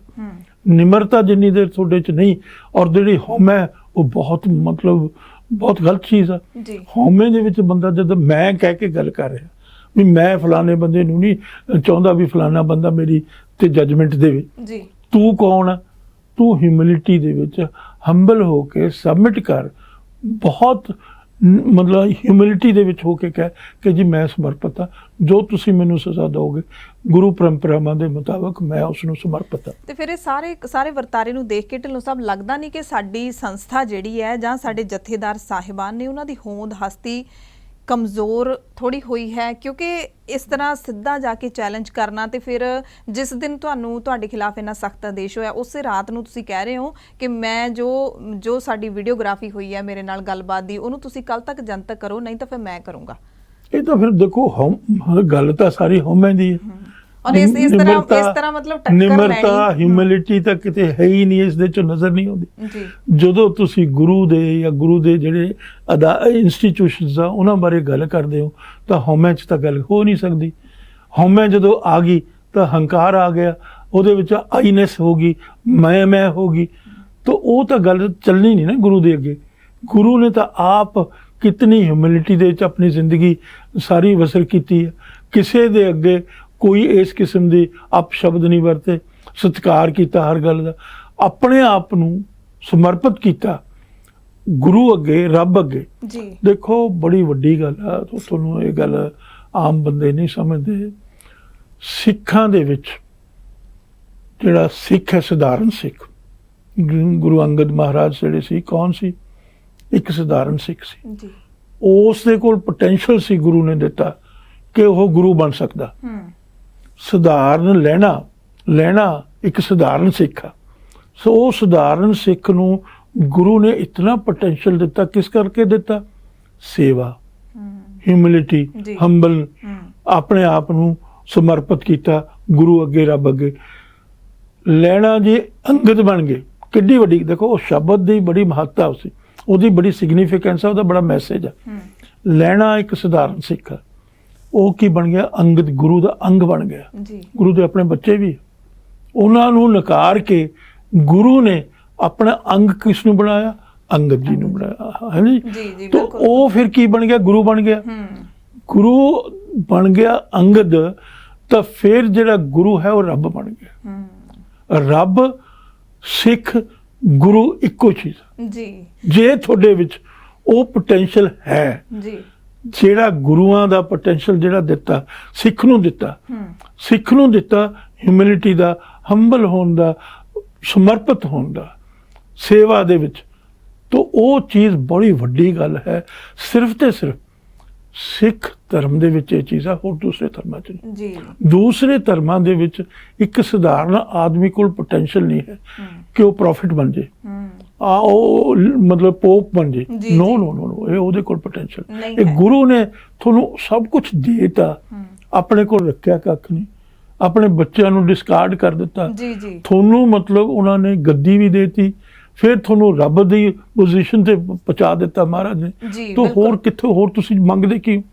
ਮੰਗਣ ਵਾਲੀ ਗੱਲ ਹੀ ਨਹੀਂ ਰਹੀ। ਜੀ ਬਿਲਕੁਲ। ਸੋ ਵਿਰਸਾ ਸਿੰਘ ਵਲਟੋਹਾ ਵਾਲੇ ਪੱਖ ਦੀ ਆਪਾਂ ਗੱਲ ਕੀਤੀ ਹੈ। ਦੂਸਰੇ ਪਾਸੇ ਜੇ ਜਥੇਦਾਰ ਸਾਹਿਬ ਦੀ ਗੱਲ ਕਰ ਲਈਏ, ਇੱਕ ਦਿਨ ਬੜਾ ਸਖਤ ਫੈਸਲਾ ਜਥੇਦਾਰ ਸਾਹਿਬ ਦੇ ਵੱਲੋਂ ਸੁਣਾਇਆ ਜਾਂਦਾ ਹੈ, ਅਕਾਲੀ ਲੀਡਰ ਨੂੰ 10 ਸਾਲ ਲਈ ਪਾਰਟੀ ਚੋਂ ਕੱਢੋ, ਤੇ ਦੂਸਰੇ ਦਿਨ ਸ਼ਾਮ ਨੂੰ ਜਥੇਦਾਰ ਸਾਹਿਬ ਆਪਣਾ ਅਸਤੀਫਾ ਦੇ ਦਿੰਦੇ ਨੇ। ਇਸ ਗੱਲ ਦੀ ਸਮਝ ਨਹੀਂ ਆ ਰਹੀ ਲੋਕਾਂ ਨੂੰ ਕਿ ਇਹ ਆਖਿਰਕਾਰ ਕਿਉਂ ਹੋਇਆ ਤੇ ਕਿਵੇਂ ਹੋਇਆ? ਜਥੇਦਾਰ ਸਾਹਿਬ ਨੇ ਰੀਜ਼ਨ ਦੱਸੇ ਨੇ, ਪਰ ਕੀ ਇਸ ਤਰ੍ਹਾਂ ਕਰਨਾ ਚਾਹੀਦਾ ਸੀ? ਦੇਖੋ, ਇਸ ਬਾਰੇ ਤਾਂ ਮੈਂ ਕੁਝ ਨਹੀਂ ਕਹਿ ਸਕਦਾ। ਮੈਂ ਉਹਨਾਂ ਦੀ ਪੋਜੀਸ਼ਨ 'ਚ ਹੋ ਨਹੀਂ ਸਕਦਾ। ਮੇਰੀ ਤਾਂ ਬਹੁਤ ਛੋਟੀ, ਮੈਂ ਤਾਂ ਇੱਕ ਨਿਮਾਣਾ ਸਿੱਖ ਹਾਂ। ਮੈਂ ਕਿਵੇਂ ਕਹਿ ਸਕਦਾ ਵੀ ਜਥੇਦਾਰ ਸਾਹਿਬ ਨੂੰ ਐ ਨਹੀਂ ਐ ਕਰਨਾ ਚਾਹੀਦਾ ਸੀ? ਇਹ ਤਾਂ ਉਹੀ ਦੱਸ ਸਕਦੇ ਨਾ ਉਹਨਾਂ ਤੇ ਕੀ ਬੀਤੀ। ਮੈਨੂੰ ਥੋੜਾ ਪਤਾ ਹੈਗਾ ਇਸ ਗੱਲ ਦਾ, ਉਹ ਉਹਨਾਂ ਨੂੰ ਹੀ ਪਤਾ। ਜੋ ਉਹਨਾਂ ਨੇ ਕਿਹਾ ਆਪਣੀ ਸਟੇਟਮੈਂਟ ਦੇ ਵਿੱਚ ਆਪਣੀਆਂ ਬੇਟੀਆਂ ਬਾਰੇ ਜਾਂ ਆਪਣੀ ਜ਼ਾਤ ਪਾਤ ਬਾਰੇ, ਉਹ ਤਾਂ ਸਾਰੀ ਗੱਲ ਬਹੁਤ ਮਾੜੀ ਆ। ਪਰ ਦੂਸਰੇ ਪਾਸੇ ਜੇ ਉਹ ਗੱਲ ਕਹੀ ਗਈ, ਮੈਨੂੰ ਨਹੀਂ ਪਤਾ ਕਹੀ ਗਈ। ਵਲਟੋਹਾ ਇਨਕਾਰ ਕਰ ਰਹੇ ਨੇ, ਉਹ ਕਹਿੰਦੇ ਕਿ ਪਰ ਮੈਂ ਉਹ ਜਦੋਂ ਉਹ ਕਹਿ ਰਹੇ ਆ ਵੀ ਇਹ ਗੱਲ ਉਹਨੇ ਕਹੀ ਹੈ, ਫਿਰ ਉਹ ਬੜੇ, ਮੈਨੂੰ ਕਹਿਣੇ ਨਹੀਂ ਚੰਗੀ ਲੱਗਦੀ ਗੱਲ, ਬੜੇ ਇਮੋਸ਼ਨਲ ਸਟੇਜ 'ਚ ਇਹ ਗੱਲ ਕਹਿ ਰਹੇ। ਹਾਂਜੀ, ਇਹ ਗੱਲ ਜੇ ਉਹਨਾਂ ਦੀ ਜ਼ਾਤ ਪਾਤ ਦਾ, ਵਰਨ ਆਸ਼ਰਮ ਧਰਮ ਤਾਂ ਸਿੱਖਾਂ ਦਾ ਵਿਰੋਧ ਆ। ਸਿੱਖਾਂ ਨੇ ਤਾਂ ਗੁਰੂ ਨਾਨਕ ਮਹਾਰਾਜ ਤੋਂ ਲੈ ਕੇ ਉਸ ਦੀ ਪੂਰੀ ਵਿਰੋਧਤਾ ਕੀਤੀ ਹੈ, ਇੰਸਟੀਟਿਊਸ਼ਨ ਆਫ ਕਾਸਟ ਦੀ। ਪਰ ਤੁਹਾਨੂੰ ਨਹੀਂ ਲੱਗਦਾ ਕਿ ਇਸ ਗੱਲ ਦਾ ਨਿਤਾਰਾ ਹੋਣਾ ਚਾਹੀਦਾ? ਜੇ ਮੈਨੂੰ ਲੱਗਦਾ ਵੀ ਜੇ ਇੰਨੀ ਘਟੀਆ ਸਟੇਟਮੈਂਟ ਸੀ, ਆਪਾਂ ਇਹਨਾਂ ਨੂੰ ਕਵਾਂਗੇ, ਜੇ ਹੋਈਆਂ ਨੇ ਤਾਂ ਉਹਨਾਂ ਨੂੰ ਜਨਤਕ ਕਰਨਾ ਚਾਹੀਦਾ। ਦੁਖਦਾਈ ਹੈ, ਘਟੀਆ ਵੀ ਆ, ਦੁਖਦਾਈ ਵੀ ਬਹੁਤ, ਪੇਨਫੁਲ ਹੈ। ਆਪਣੇ ਬੱਚਿਆਂ ਬਾਰੇ ਇਹੋ ਜੀ ਗੱਲ ਕਹਿਣੀ, ਪਰਿਵਾਰ ਬਾਰੇ ਇਹੋ ਜੀ ਗੱਲ ਨਹੀਂ ਕਹਿਣੀ ਚਾਹੀਦੀ ਸੀ। ਬਿਲਕੁਲ ਨਹੀਂ ਸੀ ਕਹਿਣੀ ਚਾਹੀਦੀ, ਕਿਸੇ ਸਿੱਖ ਨੂੰ ਵੀ, ਦੂਸਰਿਆਂ ਬਾਰੇ ਵੀ ਨਹੀਂ ਕਹਿਣੀ ਚਾਹੀਦੀ। ਦੂਸਰੇ ਲੋਕਾਂ ਹੀ ਰਹੇ ਨੇ, ਪਰ ਇਸ ਤਰ੍ਹਾਂ ਉਹ ਨਕਾਰ ਰਹੇ। ਬਲਟੋਹਾ ਕਹ ਰਹੇ ਕਿ ਮੈਂ ਕੁਝ ਇਹੋ ਜਿਹਾ ਨਹੀਂ ਕਿਹਾ, ਪਰ ਜੇ ਕਿਹਾ ਤਾਂ ਕੀ ਲੱਗਦਾ ਤੁਹਾਨੂੰ ਸਬੂਤ ਜਨਤਕ ਹੋਣੇ ਚਾਹੀਦੇ ਨੇ? ਐਬਸੋਲੂਟਲੀ ਹੋਣੇ ਚਾਹੀਦੇ। ਕੰਡੈਮ ਕਰਨਾ ਚਾਹੀਦਾ ਜੇ ਉਹਨਾਂ ਦੇ ਮੂੰਹ ਚੋਂ ਇਸ ਕਿਸਮ ਦੀ ਗੱਲ ਨਿਕਲੀ ਹੈ ਜੀ। ਤਾਂ ਹੁਣ ਦੂਸਰੇ ਪਾਸੇ ਦੇਖੋ, ਇੱਕ ਪਾਸੇ ਜਥੇਦਾਰ ਸਾਹਿਬ ਕਹਿ ਰਹੇ ਆ ਕਿਹਾ, ਜਥੇਦਾਰ ਸਾਹਿਬ ਕਹਿ ਰਹੇ ਆ, ਕੋਈ ਸਧਾਰਨ ਆਦਮੀ ਨਹੀਂ ਕਹਿ ਰਿਹਾ। ਉਹ ਕਹਿ ਰਹੇ ਆ ਵੀ ਮੈਂ ਨਹੀਂ ਕਿਹਾ। ਹੁਣ ਇਹਦਾ ਨਤਾਰਾ ਤਾਂ ਮਤਲਬ ਜੇ ਸਿੱਖ ਕਰਨਗੇ ਤਾਂ ਓਬਵੀਅਸਲੀ ਮਤਲਬ ਜਥੇਦਾਰ ਸਾਹਿਬ ਦੀ ਗੱਲ ਨੂੰ ਮੰਨਿਆ ਜਾਊਗਾ ਜੀ, ਕਿਉਂਕਿ ਉਹਨਾਂ ਦਾ ਸਟੇਟਸ, ਉਹਨਾਂ ਦੀ ਪੋਜੀਸ਼ਨ, ਉਹਨਾਂ ਦੀ ਜਿਹੜੀ ਮਤਲਬ ਜੋ ਪੰਥ ਦੇ ਵਿੱਚ ਜੋ ਉਹਨਾਂ ਦਾ ਸਟੇਟਸ ਹੈਗਾ, ਉਸ ਨੂੰ ਬਰਕਰਾਰ ਰੱਖਦੇ ਹੋਏ, ਦੇਖਦੇ ਹੋਏ, obviously people will believe that. ਤੇ ਹੁਣ ਤੁਹਾਨੂੰ ਕੀ ਲੱਗਦਾ ਵੀ ਸਥਿਤੀ ਸੰਭਲ ਰਹੀ ਹੈ? ਕਿਉਂਕਿ ਐਸਜੀਪੀਸੀ ਨੇ ਅਸਤੀਫਾ ਨਾ ਮਨਜ਼ੂਰ ਕਰ ਦਿੱਤਾ ਹੈ। ਜੇ ਮਨਜ਼ੂਰ ਹੋ ਜਾਂਦਾ ਫਿਰ ਸ਼ਾਇਦ ਜਿਹੜੀ ਸਮੱਸਿਆ ਹੋਰ ਵੱਧ ਸਕਦੀ ਸੀ, ਕ੍ਰਾਈਸਿਸ ਵੱਧ ਸਕਦਾ ਸੀ। ਇਹ ਸਮੱਸਿਆ ਨਹੀਂ, ਕ੍ਰਾਈਸਿਸ ਹੈਗਾ। ਇਸ ਕ੍ਰਾਈਸਿਸ 'ਚ ਮੈਂ ਸਮਝਦਾ ਸ਼੍ਰੋਮਣੀ ਗੁਰਦੁਆਰਾ ਪ੍ਰਬੰਧਕ ਕਮੇਟੀ ਦੇ ਜਥੇਦਾਰ ਸਾਹਿਬਾਨ ਨੇ ਠੀਕ ਫੈਸਲਾ ਲਿਆ, ਬੇਨਤੀ ਕਰਕੇ ਉਹਨਾਂ ਨੂੰ ਮਤਲਬ ਉਹਨਾਂ ਦਾ ਅਸਤੀਫਾ ਉਹਨਾਂ ਤੋਂ ਵਾਪਸ ਲੈ ਲਿਆ। ਇਹ ਮਤਲਬ ਇੰਨੀ ਜ਼ਿਆਦਾ ਵੱਡੀ ਗੱਲ ਹੋਣੀ ਸੀ ਜਿਹੜੀ ਸਿੱਖ ਇਤਿਹਾਸ ਦੇ ਵਿੱਚ ਅਨਪ੍ਰੈਸੀਡੈਂਟਡ ਹੈ, ਜਿਹਦਾ ਕੋਈ ਸਾਨੀ ਨਹੀਂ ਹੈ। ਤਾਂ ਇਸ ਕਰਕੇ ਇਸ ਚੀਜ਼ ਨੂੰ ਮੈਂ ਸਮਝਦਾ ਜਿਹੜਾ ਸ਼੍ਰੋਮਣੀ ਕਮੇਟੀ ਦੇ ਪ੍ਰਧਾਨ ਆ, ਉਹਨਾਂ ਨੇ ਸਿਆਣਪ। ਤੇ ਇਹ ਸਾਰਾ ਵੈਸੇ ਢਿੱਲੋਂ ਸਾਹਿਬ ਜੋ ਸਾਰਾ ਖਲਾਰਾ ਪਿਆ ਹੋਇਆ, ਇਹ ਕਿਵੇਂ ਸੁਲਝ ਸਕਦਾ ਹੈ? ਆਖਿਰਕਾਰ ਕਿਹਨੂੰ ਪਿੱਛੇ ਹਟਣਾ ਚਾਹੀਦਾ ਹੈ, ਕਿਹਨੂੰ ਅੱਗੇ ਆਉਣਾ ਚਾਹੀਦਾ, ਕੀ ਲੱਗਦਾ ਤੁਹਾਨੂੰ? ਦੇਖੋ, ਬੜੀ ਸਿੰਪਲ ਗੱਲ ਆ, ਪਿੱਛੇ ਤਾਂ ਸਿੱਖ ਹੀ ਹਟੇਗਾ ਨਾ, ਜਥੇਦਾਰ ਥੋੜ੍ਹਾ ਹਟੇਗਾ ਪਿੱਛੇ। ਜਥੇਦਾਰ ਨਾਲ ਤਾਂ ਪਿਛਲਾ ਲਫ਼ਜ਼ ਹੀ ਨਹੀਂ ਆਇਡੈਂਟੀਫਾਈ ਕੀਤਾ ਜਾ ਸਕਦਾ ਜੀ।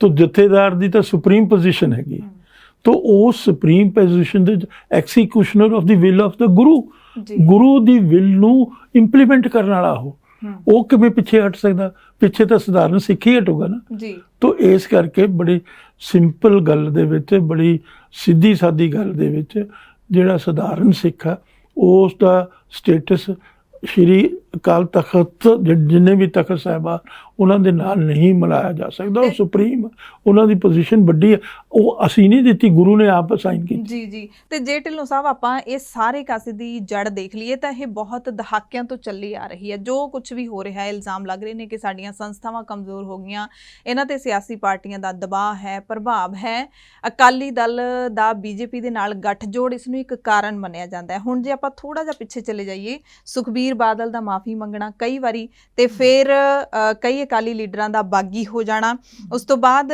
ਬਾਗੀ ਧੜੇ ਦੇ ਵੱਲੋਂ ਅਕਾਲ ਤਖਤ ਸਾਹਿਬ ਤੇ ਸ਼ਿਕਾਇਤ ਕਰਨੀ, ਤੇ ਫਿਰ ਸੁਖਬੀਰ ਬਾਦਲ ਨੂੰ ਤਨਖਾਹੀਆ ਐਲਾਨਿਆ ਜਾਣਾ। ਇਹ ਸਾਰਾ ਕੁਝ ਹੁਣ ਕਿਉਂ ਵਾਪਰ ਰਿਹਾ ਹੈ? ਇਹ ਬੜਾ ਸਾਰੀ ਮੰਦਭਾਗੀ ਗੱਲ ਹੈ। ਸਿੱਖ ਇਸ ਬਾਰੇ ਚਿੰਤਤ ਹੈਗੇ ਆ, ਸਾਰੇ ਦੁਨੀਆ ਦੇ ਜਿੱਥੇ ਵੀ ਸਿੱਖ ਬੈਠਾ ਉਹ ਫਿਕਰਮੰਦ ਆ ਵੀ ਹੋ ਕੀ ਰਿਹਾ। ਬਿਲਕੁਲ ਇਸ ਦੇ ਵਿੱਚ ਸਾਰੇ ਸਿੱਖ ਜਿਹੜੇ ਸੋ ਕਾਲਡ ਆਪਣੇ ਆਪ ਨੂੰ ਲੀਡਰ ਮੰਨਦੇ ਆ, ਉਹਨਾਂ ਨੂੰ ਬਹੁਤ ਸਹਿਜ ਰੱਖਣਾ ਚਾਹੀਦਾ, ਉਹਨਾਂ ਨੂੰ ਬਹੁਤ ਹਿਊਮਿਲਿਟੀ ਰੱਖਣੀ ਚਾਹੀਦੀ ਹੈ, ਆਪਣੇ ਆਪ ਨੂੰ ਗੁਰੂ ਨਾਲ ਸਮਰਪਿਤ ਹੋ ਕੇ ਔਰ ਹੰਬਲ ਰਹਿਣ, ਚੁੱਪ ਰਹਿਣ, ਗੁਰੂ ਨੂੰ ਮਤਲਬ ਆਪਣੇ ਮਾਨਸਿਕਤਾ ਦੇ ਵਿੱਚ ਵਸਾ ਕੇ ਅਰਦਾਸ ਹੀ ਕਰਨ ਕਿ ਇਹ ਸੱਚੇ ਪਾਤਸ਼ਾਹ ਸਾਨੂੰ ਸਮੱਤ ਦੇ, ਅਸੀਂ ਤੇਰੇ ਰਾਹ ਤੇ ਪ੍ਰੋਪਰਲੀ ਚੱਲ ਸਕੀਏ। ਯਾਨੀ ਕਿ ਹੁਣ ਅਰਦਾਸ ਹੀ ਕੋਈ ਇੱਕ ਰਾਹ ਬਚਿਆ, ਸਾਰਾ ਕੁਝ ਸਹੀ ਕਰ ਅਰਦਾਸ ਹੀ ਇੱਕ ਰਸਤਾ ਹੈ, ਉਹ ਵੀ ਟੋਟਲ ਹਿਊਮਿਲਿਟੀ ਦੇ ਵਿੱਚ, ਹੰਬਲ ਹੋ ਕੇ ਵੀ ਹੈ ਸੱਚੇ ਪਾਤਸ਼ਾਹ ਮਹਾਰਾਜ ਸਾਨੂੰ ਤੂੰ ਬਲ ਬਖਸ਼ ਕਿ ਅਸੀਂ ਤੇਰੇ ਮਤਲਬ ਜੋ ਵੀ ਕਦਮ ਹੈ ਉਹਨਾਂ ਤੇ ਚੱਲ ਕੇ ਆਪਣੇ ਆਪ ਨੂੰ, ਪਹਿਲਾਂ ਆਪ ਨੂੰ ਤੁਸੀਂ ਸੁਧਾਰ ਸਕੀਏ, ਫਿਰ ਅਸੀਂ ਸਮਰਪਿਤ ਹੋ ਕੇ ਪੰਥ ਦੀ ਸੇਵਾ ਕਰ ਸਕੀਏ। ਤੇ ਜਿਹੜੀ ਆਪਾਂ ਗੱਲ ਕਰਦੇ ਸਿੱਖ ਰਾਜਨੀਤੀ ਦੀ ਤੇ ਪੰਥਕ ਸਿਆਸਤ ਹੈ, ਜਿਹੜੀ ਸਿੱਖ ਰਾਜਨੀਤੀ ਦੇ ਵਿੱਚ ਆਪਾਂ ਦੇਖ ਲਈਏ ਕਿ ਸ਼੍ਰੋਮਣੀ ਅਕਾਲੀ ਦਲ ਹਮੇਸ਼ਾ ਆਪਣੇ ਆਪ ਨੂੰ ਇੱਕ ਪੰਥਕ ਪਾਰਟੀ ਦੱਸਦੀ ਰਹੀ ਹੈ, ਸਿੱਖ ਪਾਰਟੀ ਦੱਸਦੀ ਰਹੀ ਹੈ, ਤੇ ਇਸ ਪਾਰਟੀ ਦੀ ਮੁੜ ਸੁਰਜੀਤੀ ਕਿਵੇਂ ਹੋ ਸਕਦੀ ਹੈ? ਕੀ ਸੁਖਬੀਰ ਬਾਦਲ ਨੂੰ ਹਟ ਜਾਣਾ ਚਾਹੀਦਾ ਹੈ? ਹਟਣ ਨਾਲ ਮਸਲਾ ਹੱਲ ਹੋ ਜੂ? ਦੇਖੋ, ਮੈਨੂੰ ਨਹੀਂ ਲੱਗਦਾ ਵੀ ਕੋਈ ਮਸਲਾ ਇਸ ਤਰੀਕੇ ਨਾਲ ਹੱਲ ਹੋ। ਹਰ ਸਿੱਖ ਨੂੰ ਜਿੱਥੇ ਬੈਠਾ, ਜਿਸ ਵੀ ਪੋਜੀਸ਼ਨ 'ਚ, ਜਿਸ ਸਟੇਟਸ ਦੇ ਉੱਤੇ ਹੈ, ਉਹਨੂੰ ਮਤਲਬ ਆਪਣੇ ਆਪ ਨੂੰ ਸਮਰਪਿਤ ਕਰਕੇ ਗੁਰੂ ਅੱਗੇ ਹੀ ਅਰਦਾਸ ਕਰਦੇ, ਹੇ ਸੱਚੇ ਪਾਤਸ਼ਾਹ ਸਾਡੇ ਲੀਡਰਾਂ ਨੂੰ ਸਮੱਤ ਦੇ ਤਾਂ ਕਿ ਉਹ ਤੇਰੇ ਰਾਹ ਤੇ ਤੈਨੂੰ ਸਮਰਪਿਤ ਹੋ ਕੇ ਚੱਲ ਸਕਣ ਤੇ ਸਾਡਾ ਕੁਝ ਬਣ ਜਾਵੇ। ਵੈਸੇ ਮੈਂ ਦੱਸ ਦਿੰਦਾ, ਜੇ ਤੁਸੀਂ ਇਤਿਹਾਸ ਦੇਖੋ ਨਾ 60-70 ਸਾਲ ਦਾ, ਉਹਦੇ 'ਚ ਸਿੱਖਾਂ ਦੀਆਂ ਬੜੀਆਂ ਅਚੀਵਮੈਂਟਸ ਹੈਗੀਆਂ। ਜਿਸ ਦਿਨ ਤੋਂ ਇਹ ਮੁਲਕ ਆਜ਼ਾਦ ਹੋਇਆ, ਉਸ ਦਿਨ ਤੋਂ ਇਹ ਕੋਸ਼ਿਸ਼ ਕੀਤੀ ਗਈ ਕਿ ਕਿਸੇ ਨਾ ਕਿਸੇ ਤਰੀਕੇ ਨਾਲ ਸਿੱਖਾਂ ਦੀ ਜਿਹੜੀ ਇੰਡੀਪੈਂਡੈਂਟ ਸੋਵਰਨ ਆਇਡੈਂਟੀਟੀ ਉਹਨੂੰ ਖਤਮ ਕਰ ਦਈਏ। ਸਿੱਖ ਸਰਵਾਈਵ ਕਰ ਰਹੇ ਆ ਬਾਵਜੂਦ ਇਸ ਦੇ ਗੱਲ ਦੇ ਕਿ ਐਡੀ ਬੜੀ ਸਲਤਨਤ ਹਿੰਦੁਸਤਾਨ ਦੀ, ਇੰਨੇ ਬੜੇ ਉਹਨਾਂ ਦੇ ਸਾਧਨ, ਇੰਨੀ ਵੱਡੀਆਂ ਉਹਨਾਂ ਦੀਆਂ ਪਾਰਟੀਆਂ, ਉਹ ਯਤਨਸ਼ੀਲ ਆ ਕਿ ਕਿਸੇ ਨਾ ਕਿਸੇ ਤਰੀਕੇ ਨਾਲ ਸਿੱਖਾਂ ਦੀ ਆਇਡੈਂਟੀ ਖਤਮ ਹੋ ਜੇ। ਬਾਵਜੂਦ ਇਸ ਗੱਲ ਦੇ ਸਿੱਖਾਂ ਦੀ ਆਇਡੈਂਟੀ ਦਿਨ ਬ ਦਿਨ ਸਟਰੋਂਗ ਹੁੰਦੀ ਜਾ ਰਹੀ। ਮੇਰਾ ਉਲਟਾ ਵਿਊ ਆ। ਅੱਛਾ, ਪਰ ਸਿੱਖ ਤਾਂ ਚਿੰਤਤ ਰਹਿੰਦੇ ਨੇ ਵੀ ਕਮਜ਼ੋਰ ਹੋ ਰਹੇ। ਚੰਗੀ ਗੱਲ ਆ, ਜੇ ਚਿੰਤਤ ਰਹਿੰਦੇ ਆ ਤਾਂ ਹੀ ਤਾਂ ਸਟਰੋਂਗ ਹੋਣਗੇ ਜੀ। ਜੇ ਚਿੰਤਤ, ਜੇ ਮਤਲਬ ਚਿੰਤਾ ਮੁਕਾ ਦੇਣਗੇ ਤਾਂ ਫਿਰ ਉਹਨਾਂ ਦਾ ਕੰਸਰਨ ਹੀ ਮੁੱਕ ਜੂਗਾ, ਖਤਮ ਹੀ ਹੋ ਜਾਣਗੇ। ਤੇ ਕਿਹੜੀ ਤੁਹਾਨੂੰ ਜਿਹੜੀਆਂ ਮਤਲਬ ਤੁਸੀਂ ਕਿਹਾ ਕਿ ਬਹੁਤ ਸਾਰੀਆਂ ਤਾਕਤਾਂ ਲੱਗੀਆਂ ਹੋਈਆਂ ਨੇ, ਸਭ ਤੋਂ ਵੱਡੀ ਦੁਸ਼ਮਣ ਤਾਕਤ ਕਿਹੜੀ ਹੈ? ਇੰਡੀਅਨ ਸਟੇਟ ਮਤਲਬ ਨਹਿਰੂ ਤੋਂ ਲੈ ਕੇ ਅੱਜ ਤੱਕ ਦਾ ਜਿਹੜਾ ਪ੍ਰਾਈਮ ਮਿਨਿਸਟਰ ਬਹੁਤ ਸਟਰੋਂਗ ਆ ਇੰਡੀਆ ਦੀ, ਮਤਲਬ ਕਨਸਟੀਟਿਊਸ਼ਨਲੀ ਵੀ, ਅਦਰਵਾਈਜ਼ ਆਲਸੋ ਸਾਰੇ RSS, ਇਸੇ ਤਰੀਕੇ ਨਾਲ ਜਿਹੜੀਆਂ ਹੋਰ ਹਿੰਦੂ ਜਥੇਬੰਦੀਆਂ, ਵਨ ਟੂ ਆਲ, ਹਿੰਦੂ ਮਹਾਸਭਾ ਅੱਜ ਦੀ ਨਹੀਂ ਪਹਿਲਾਂ ਦੀ ਬਣੀ ਵੀ ਜੀ, ਤੋਂ RSS ਵੀ 1925 ਦੀ ਬਣੀ ਵੀ, 1925 ਤੋਂ ਪਹਿਲਾਂ ਹਿੰਦੂ ਮਹਾਸਭਾ ਸੀਗੀ ਜੀ।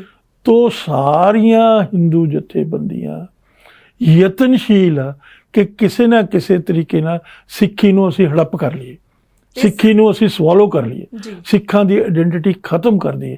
ਪਰ ਬਾਵਜੂਦ ਮੇਰਾ ਇਹ ਮੰਨਣਾ, ਮੈਂ ਪ੍ਰੂਵ ਕੀਤਾ, ਮੇਰੀਆਂ ਕਿਤਾਬਾਂ ਹੈਗੀਆਂ, critic of western writing on Sikh religion and history ਮੇਰੀ ਕਿਤਾਬ ਆ, 300 ਪੇਜ ਦੀ ਇੰਗਲਿਸ਼ 'ਚ ਲਿਖੀ ਵੀ।